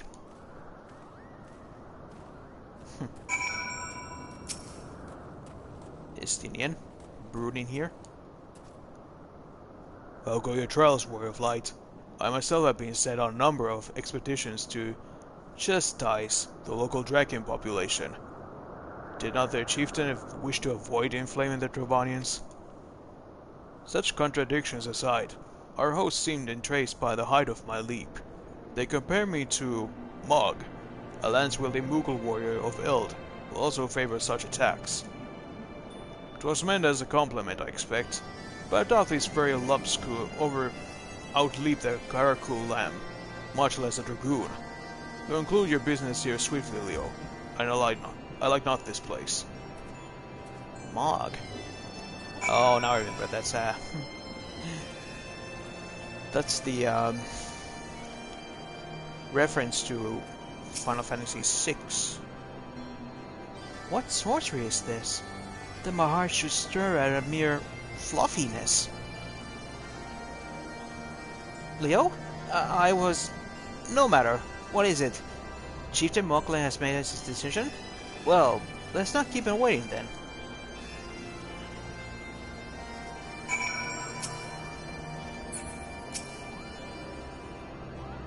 We've become such friends, Kupo. My Moogle cousins love to sing and dance as much as I do. Chieftain Moglin has finally come to a decision, has he? Well, I suppose I better flutter over and see him then.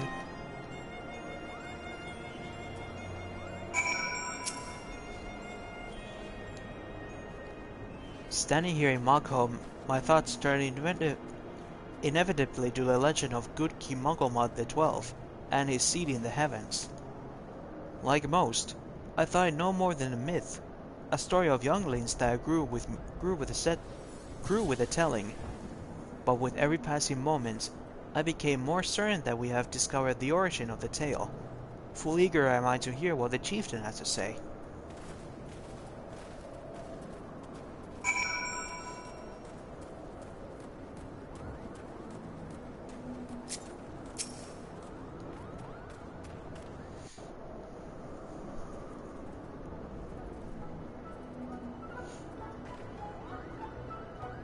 Never have I seen such determined workers, Kupo. I would have taken us moons to complete all those dreary chores and niggling errands.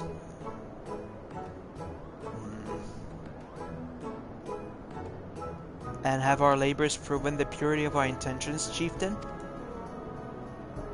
Without a doubt. In fact, there was never really all that much doubt to begin with. You were, after all, already friends with our fellow Moogle. But you see, before any meeting with Racewalker could take place, certain preparations need to be made. And what better way to help you pass the time than by having you perform all these tiresome tasks that no one ever wants to do, Kupo?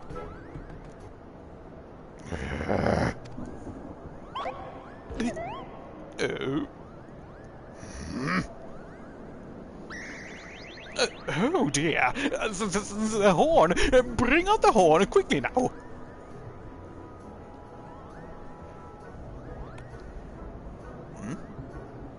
We blow on this wondrous instrument whenever we wish to speak with the great worm, Kupo.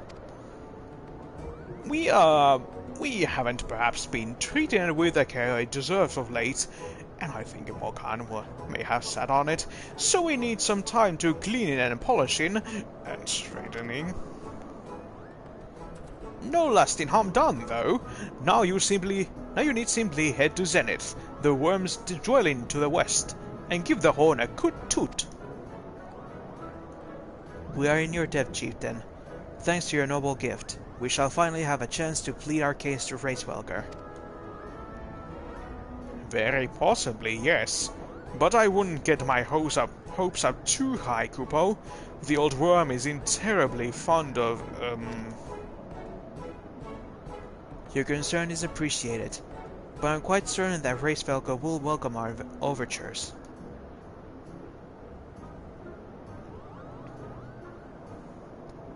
Should we ever arrive at his lair? Come, we have squandered enough time already.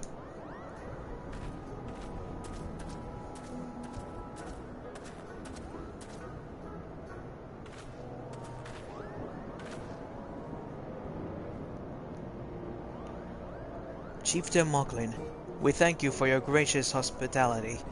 Though we must soon take our leave, I pray that we may continue to nurture the shoots of this new-sprung friendship twixt earth and sky. Of course, Kupo. Visit us whenever you wish. Consider Mogholm your home amongst the clouds.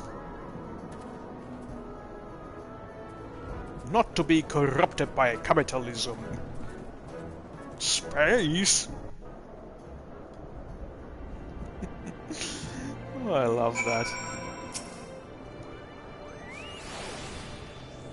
Thanks for the help, Kupo. I doubt I would never have found time for all those rotten chores. Hey, it wasn't my idea. The chieftain has spent a little less time in sitting about and a little more time chieftaining. things would have never got so messy in the first place. Yeah, he was the one who sat on the horn, by the way. But now all the errands are done and the horn is fixed, so all's well that ends well, Kupo? I guess so. Well, I expect you are eager to be on your way. Did I mention your friend was looking for you, Kupo? If not, Alphen is looking for you. I'll be waiting just outside, stretching my wings. Let me know when you're ready to depart.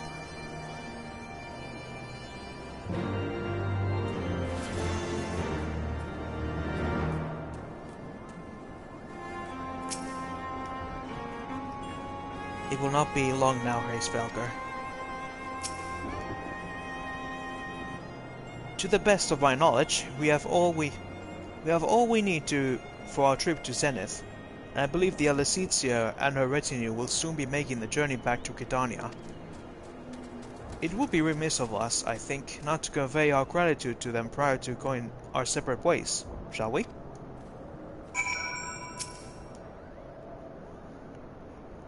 Hey, thanks for the help. Alphino, Leo, I do humbly thank you for what has been most enlightening experience. Were it not for your pioneering spirit, the existence of these Mughals may never have been revealed to us. 'Tis we who should be thankful, Elder Seetsier. Were it not for your timely diplomacy, they would never have chosen to reveal themselves at all. And 'twas your presence, Kuplokop, that ultimately won us their trust. It must have taken great courage to leave the sanctuary of the Twelveswood, and we are exceedingly glad that you did. It was my pleasure, Kubo. I've made so many new friends, and have so many fantastic tales to tell my King's Mughals back home. And it is our home that we must now return. May you ever walk in the light of the crystal, my friends. Yeah, barely. Safe journey, Elder Seetsia. We too must be on our way. Heavensward awaits.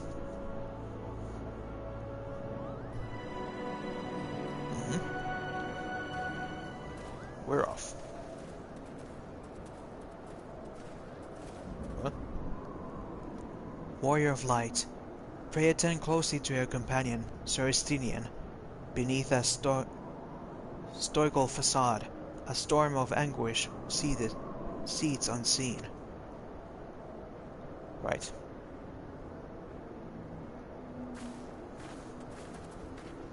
He seems to be more aggressive.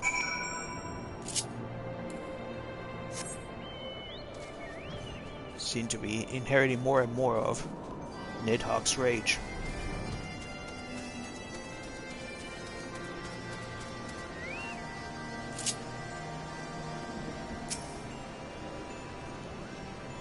Enough talk.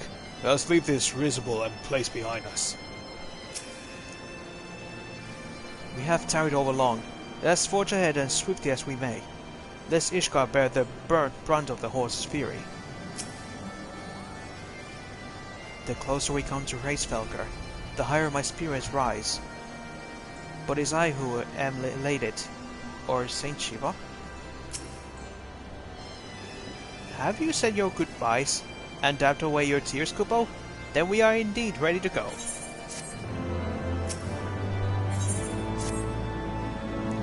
As Chieftain Muglin already explained, the shiny instrument we gave you is the best means of grabbing Heavensward's attention. I'll come along and show you the way to Zenith. That's the big palace where you need to blow the horn. First things first, though, we need to make for Asa. Oh, and watch out for rampaging dragons, Maybe that should have been the first thing, Kupo.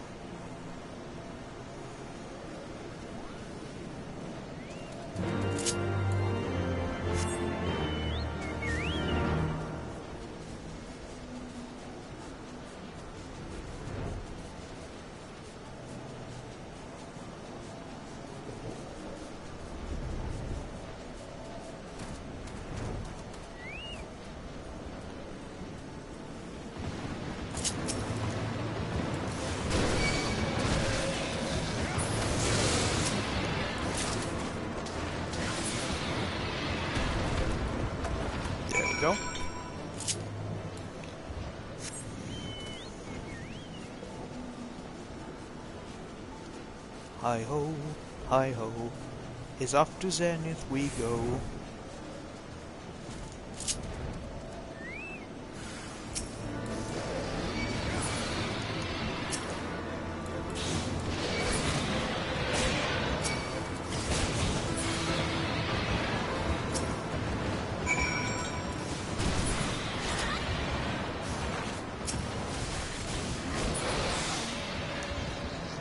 I'll let you handle that last one.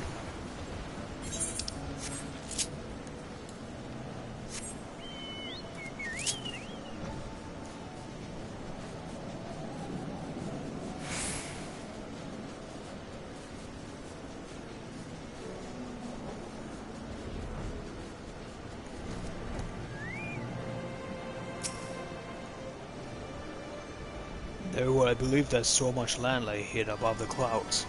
Ravana is not as I imagine it. Do you see the sculpture to the south and west of here? All but certainly was carved in the likeness of Saint Shiva.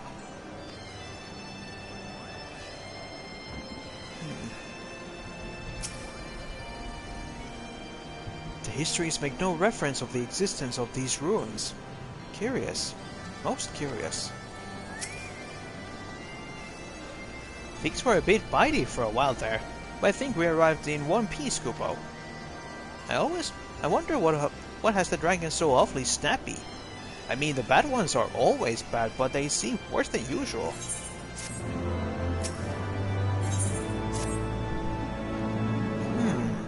We may have a small problem, Kupo. When the winds are high like this, Gracefelker invariably abandons his lofty perch and heads to the lands below to hunt. If you try blowing the horn now, I doubt he'll hear it. I suggest we stop at the clearing up ahead and rest until the wind dies down.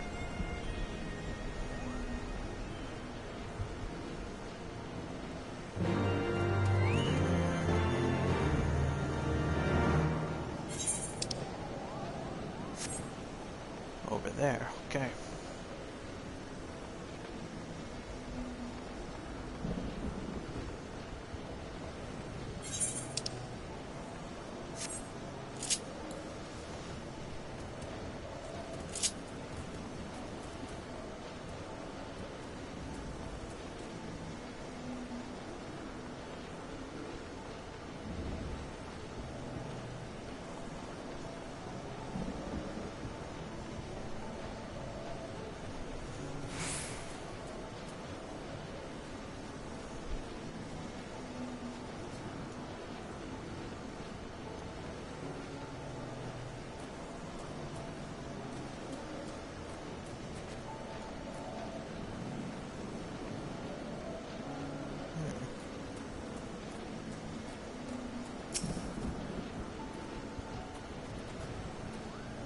The fates mock for us, to be so close.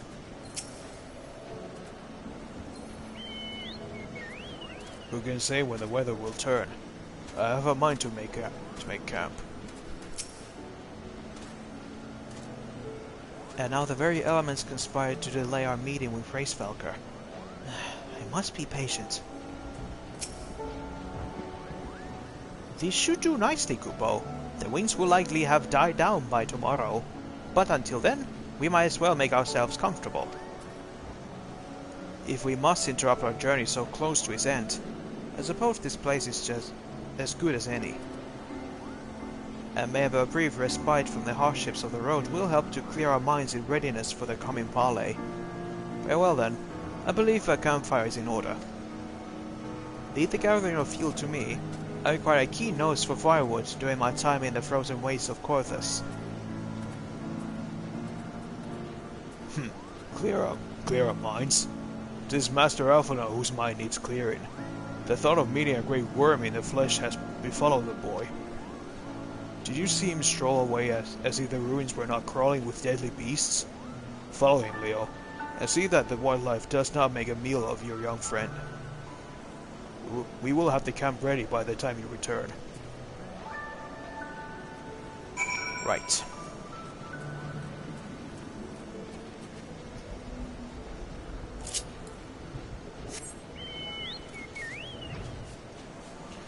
Right then.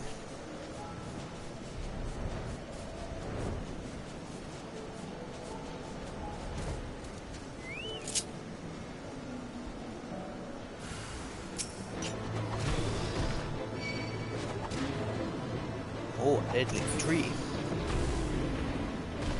Ooh, scary. I mean, they are scary, really.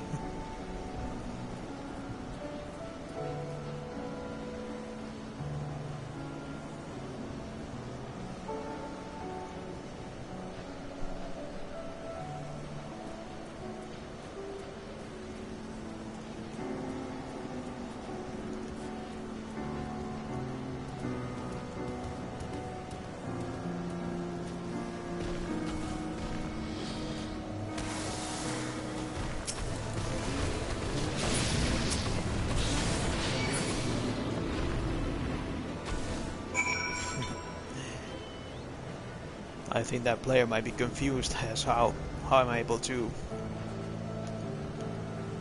clear them with one punch.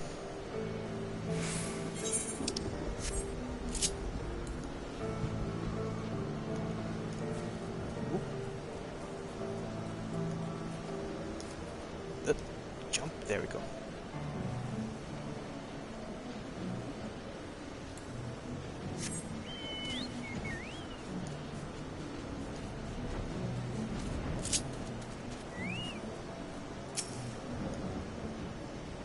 I prepared some things for a meal. It'll be a plain fare, but better than empty bellies. Thank you. I see I was right to worry about the boy's safety. Once Alphino returns with the wood, you can see about supper. The Ice Queen has filled a pot with what looked like new stew ingredients, ready for the fire.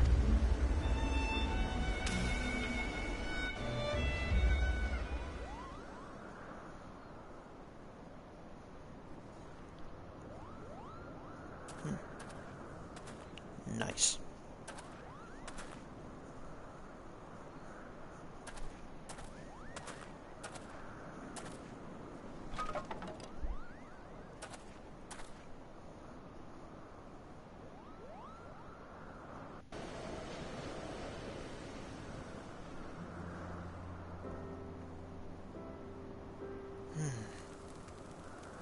This is nice.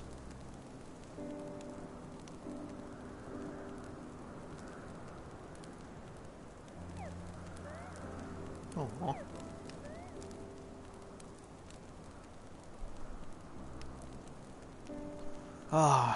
Few things compared to the simple pleasures of sitting beside a crackling campfire of one's own making.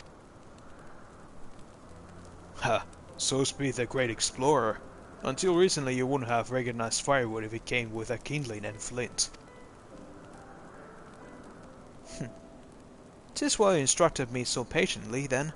But yes, left to my own devices, have I been compelled to signal to Izali with a pile of damp leaves.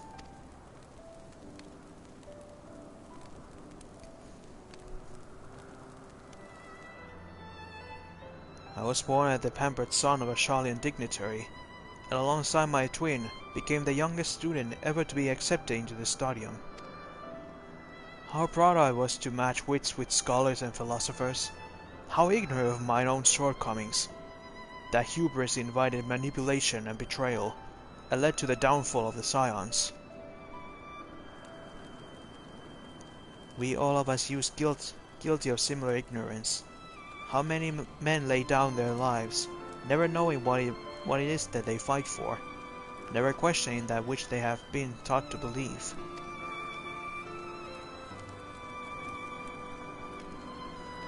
"'Twas only upon meeting Hraesvelgr that I learned the truth hidden within our history. Were it not for that chance encounter, I would have never vowed to tear down the Holy See, and expunge the falsehoods with which it fans the flames of conflict. I would have lived and died in ignorance. That the truth was driven me to do terrible things, I cannot deny, but I would rather sin in the pursuit of peace than imagine myself virtuous or perpetuating a needless war.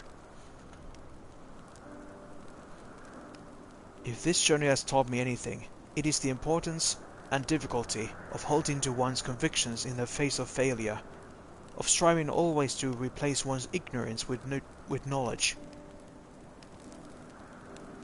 You are well on your way, Master Alphino. At your age, I was but a fool swinging a spear, with scarcely a thought in my head. Even now, I struggle to acknowledge the misconceptions under which I have labored.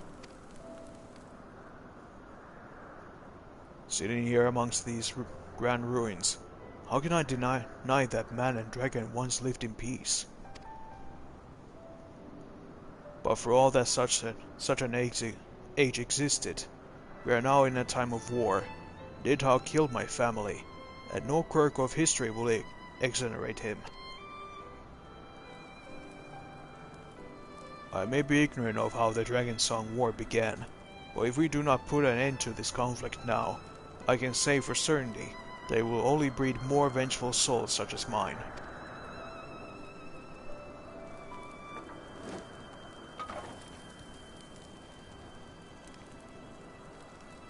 In my hands resides the power to vanquish a great worm.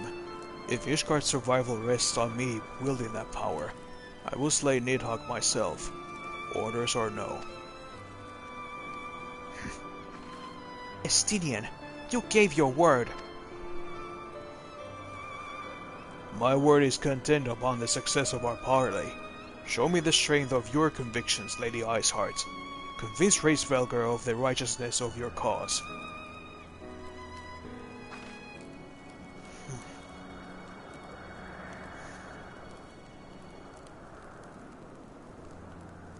Doubt not, but that I shall, Dragoon. Well, winds willing, we shall have our answers on the morrow. Let us sleep now, and face our fate with the rising of the sun.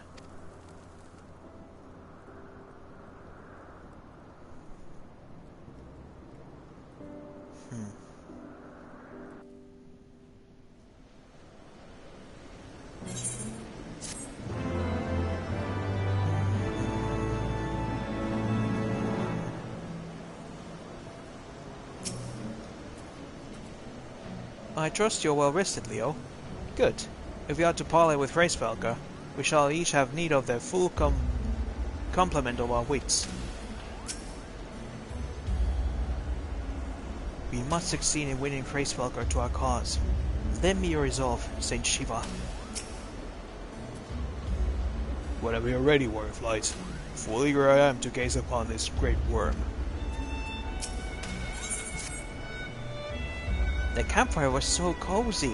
I must have fallen asleep, Kupo. But do you feel how the winds have shifted? They will have borne Hraesvelgr back to the skies from Zenith, I'm sure of it. This is your chance to climb to the highest floor of their palace, and summon him with a toot and on that shiny horn. So, I'll be heading back now, if it's all the same to you. Good luck, Kupo. It was nice knowing you.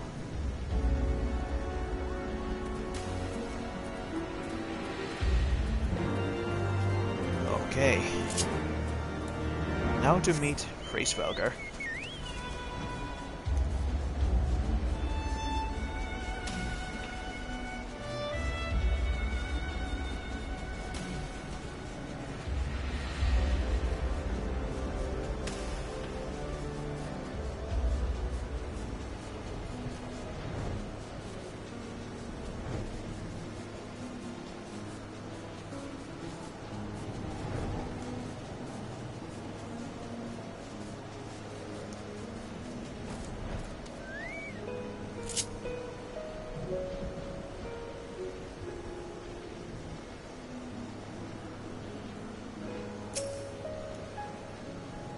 So this is the place.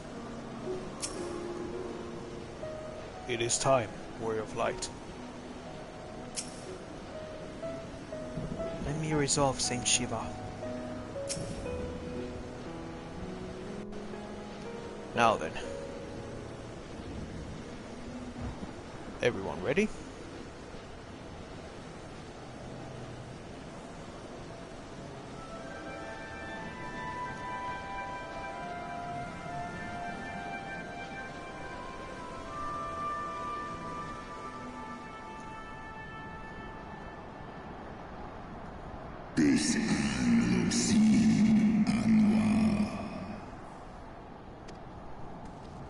Oop.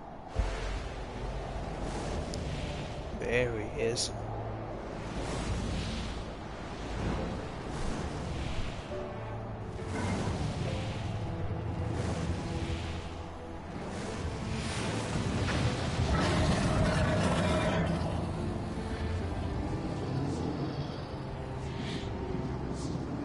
Svelga.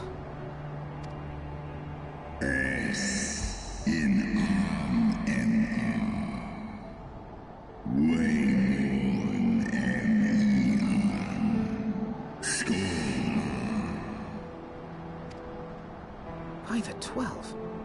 Mine ears hear the tongue of dragons, yet the meaning rings clear within my mind. How can that be?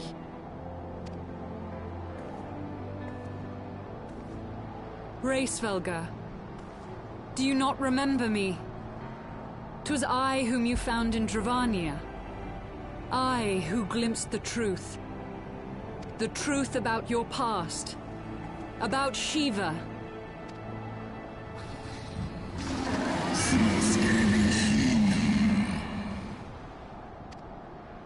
But speak it I must. I have summoned Shiva's soul from the beyond and offered myself as her vessel. She has made her heart known to me.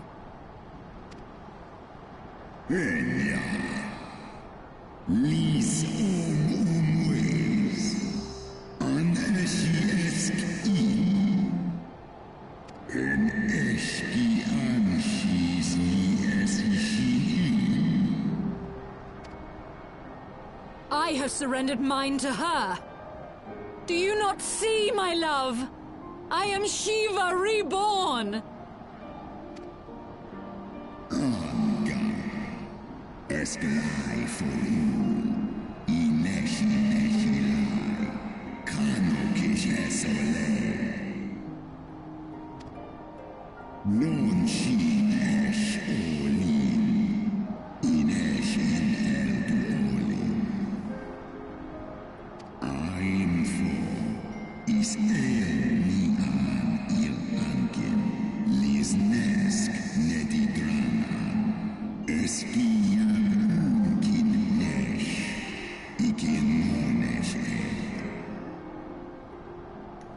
You mean Bahamut?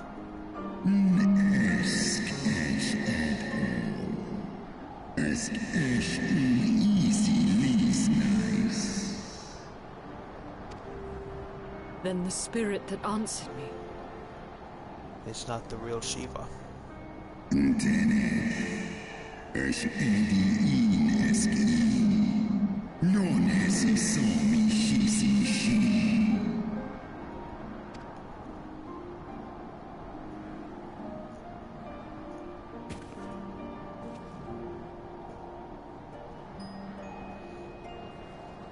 Be that as it may, Lord Svelga, Izel's desire to heal the rift between man and dragon is real, and it has borne us this far. We would spare both our kind and yours the ravages of this senseless war. Pray join your voice to ours in a call for peace and forgiveness.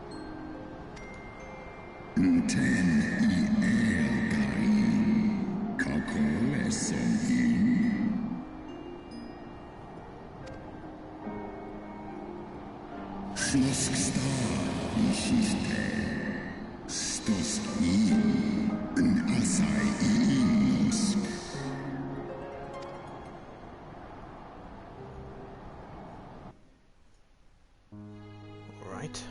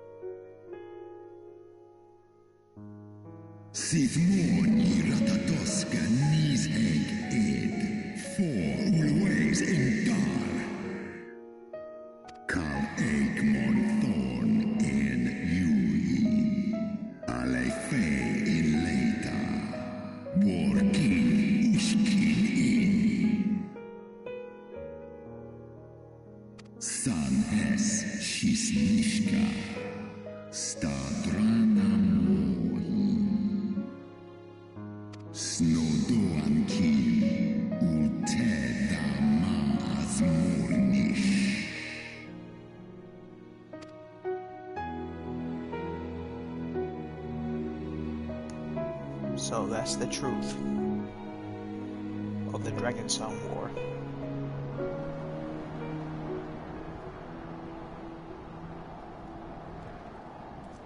Your tale bears scant resemblance to the one I was taught. How convenient that it should absolve your kind of all responsibility. But tell me, Dragon, why should I believe your version of events?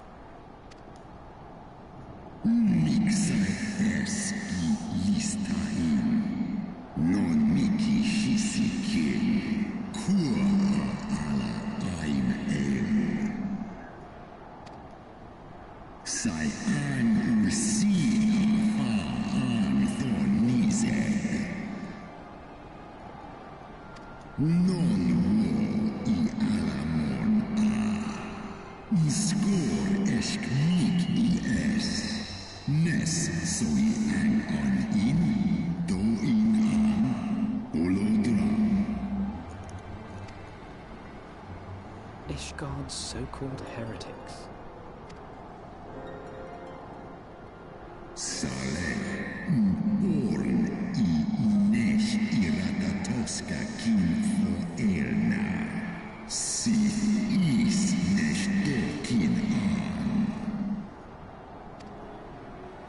Then, the seed lies within us.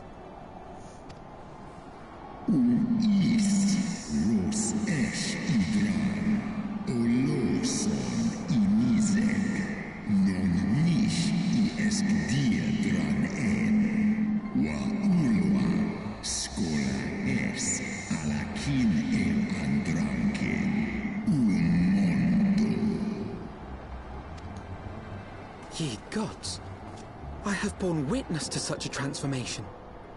Looked on as a heretic assumed the shape of a dragon. I imagined it some manner of Dravanian enchantment. But if any Ishgardian, regardless of allegiance, has such potential within them, 12 forgive us. To think of all the dragons we've slain! Might have been Ishgardians.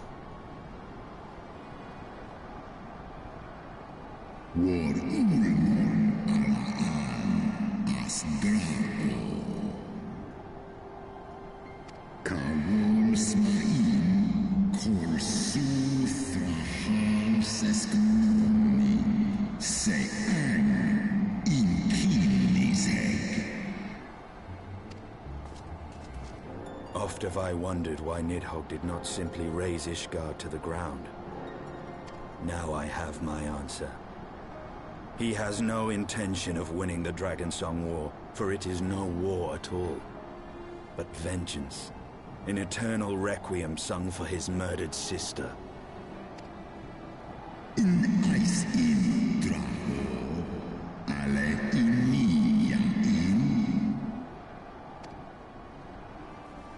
I have not come this far only to admit defeat. We can still return the eye to Nidhogg, and beg forgiveness for our ancestors' crimes. Mayhap our words will sway him.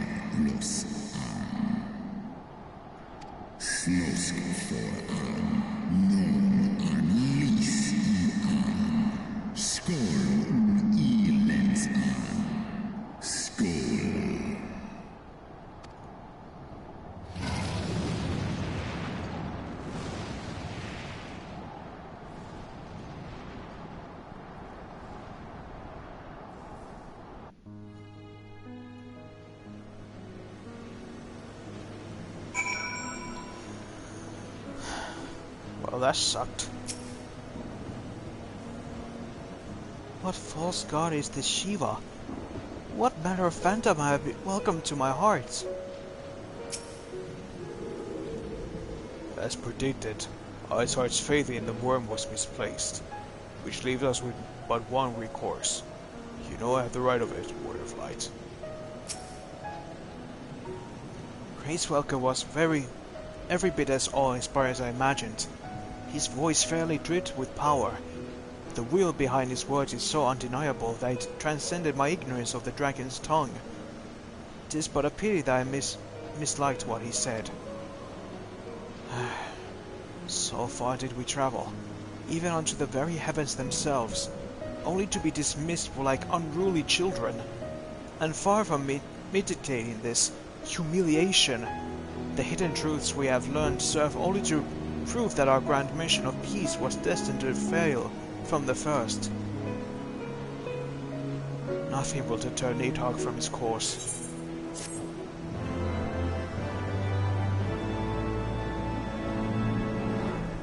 Right. But I think this is the best time to stop this part.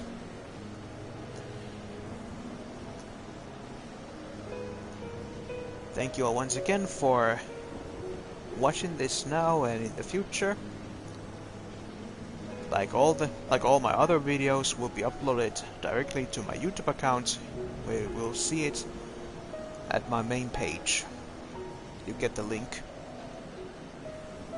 See you all next time on part 3.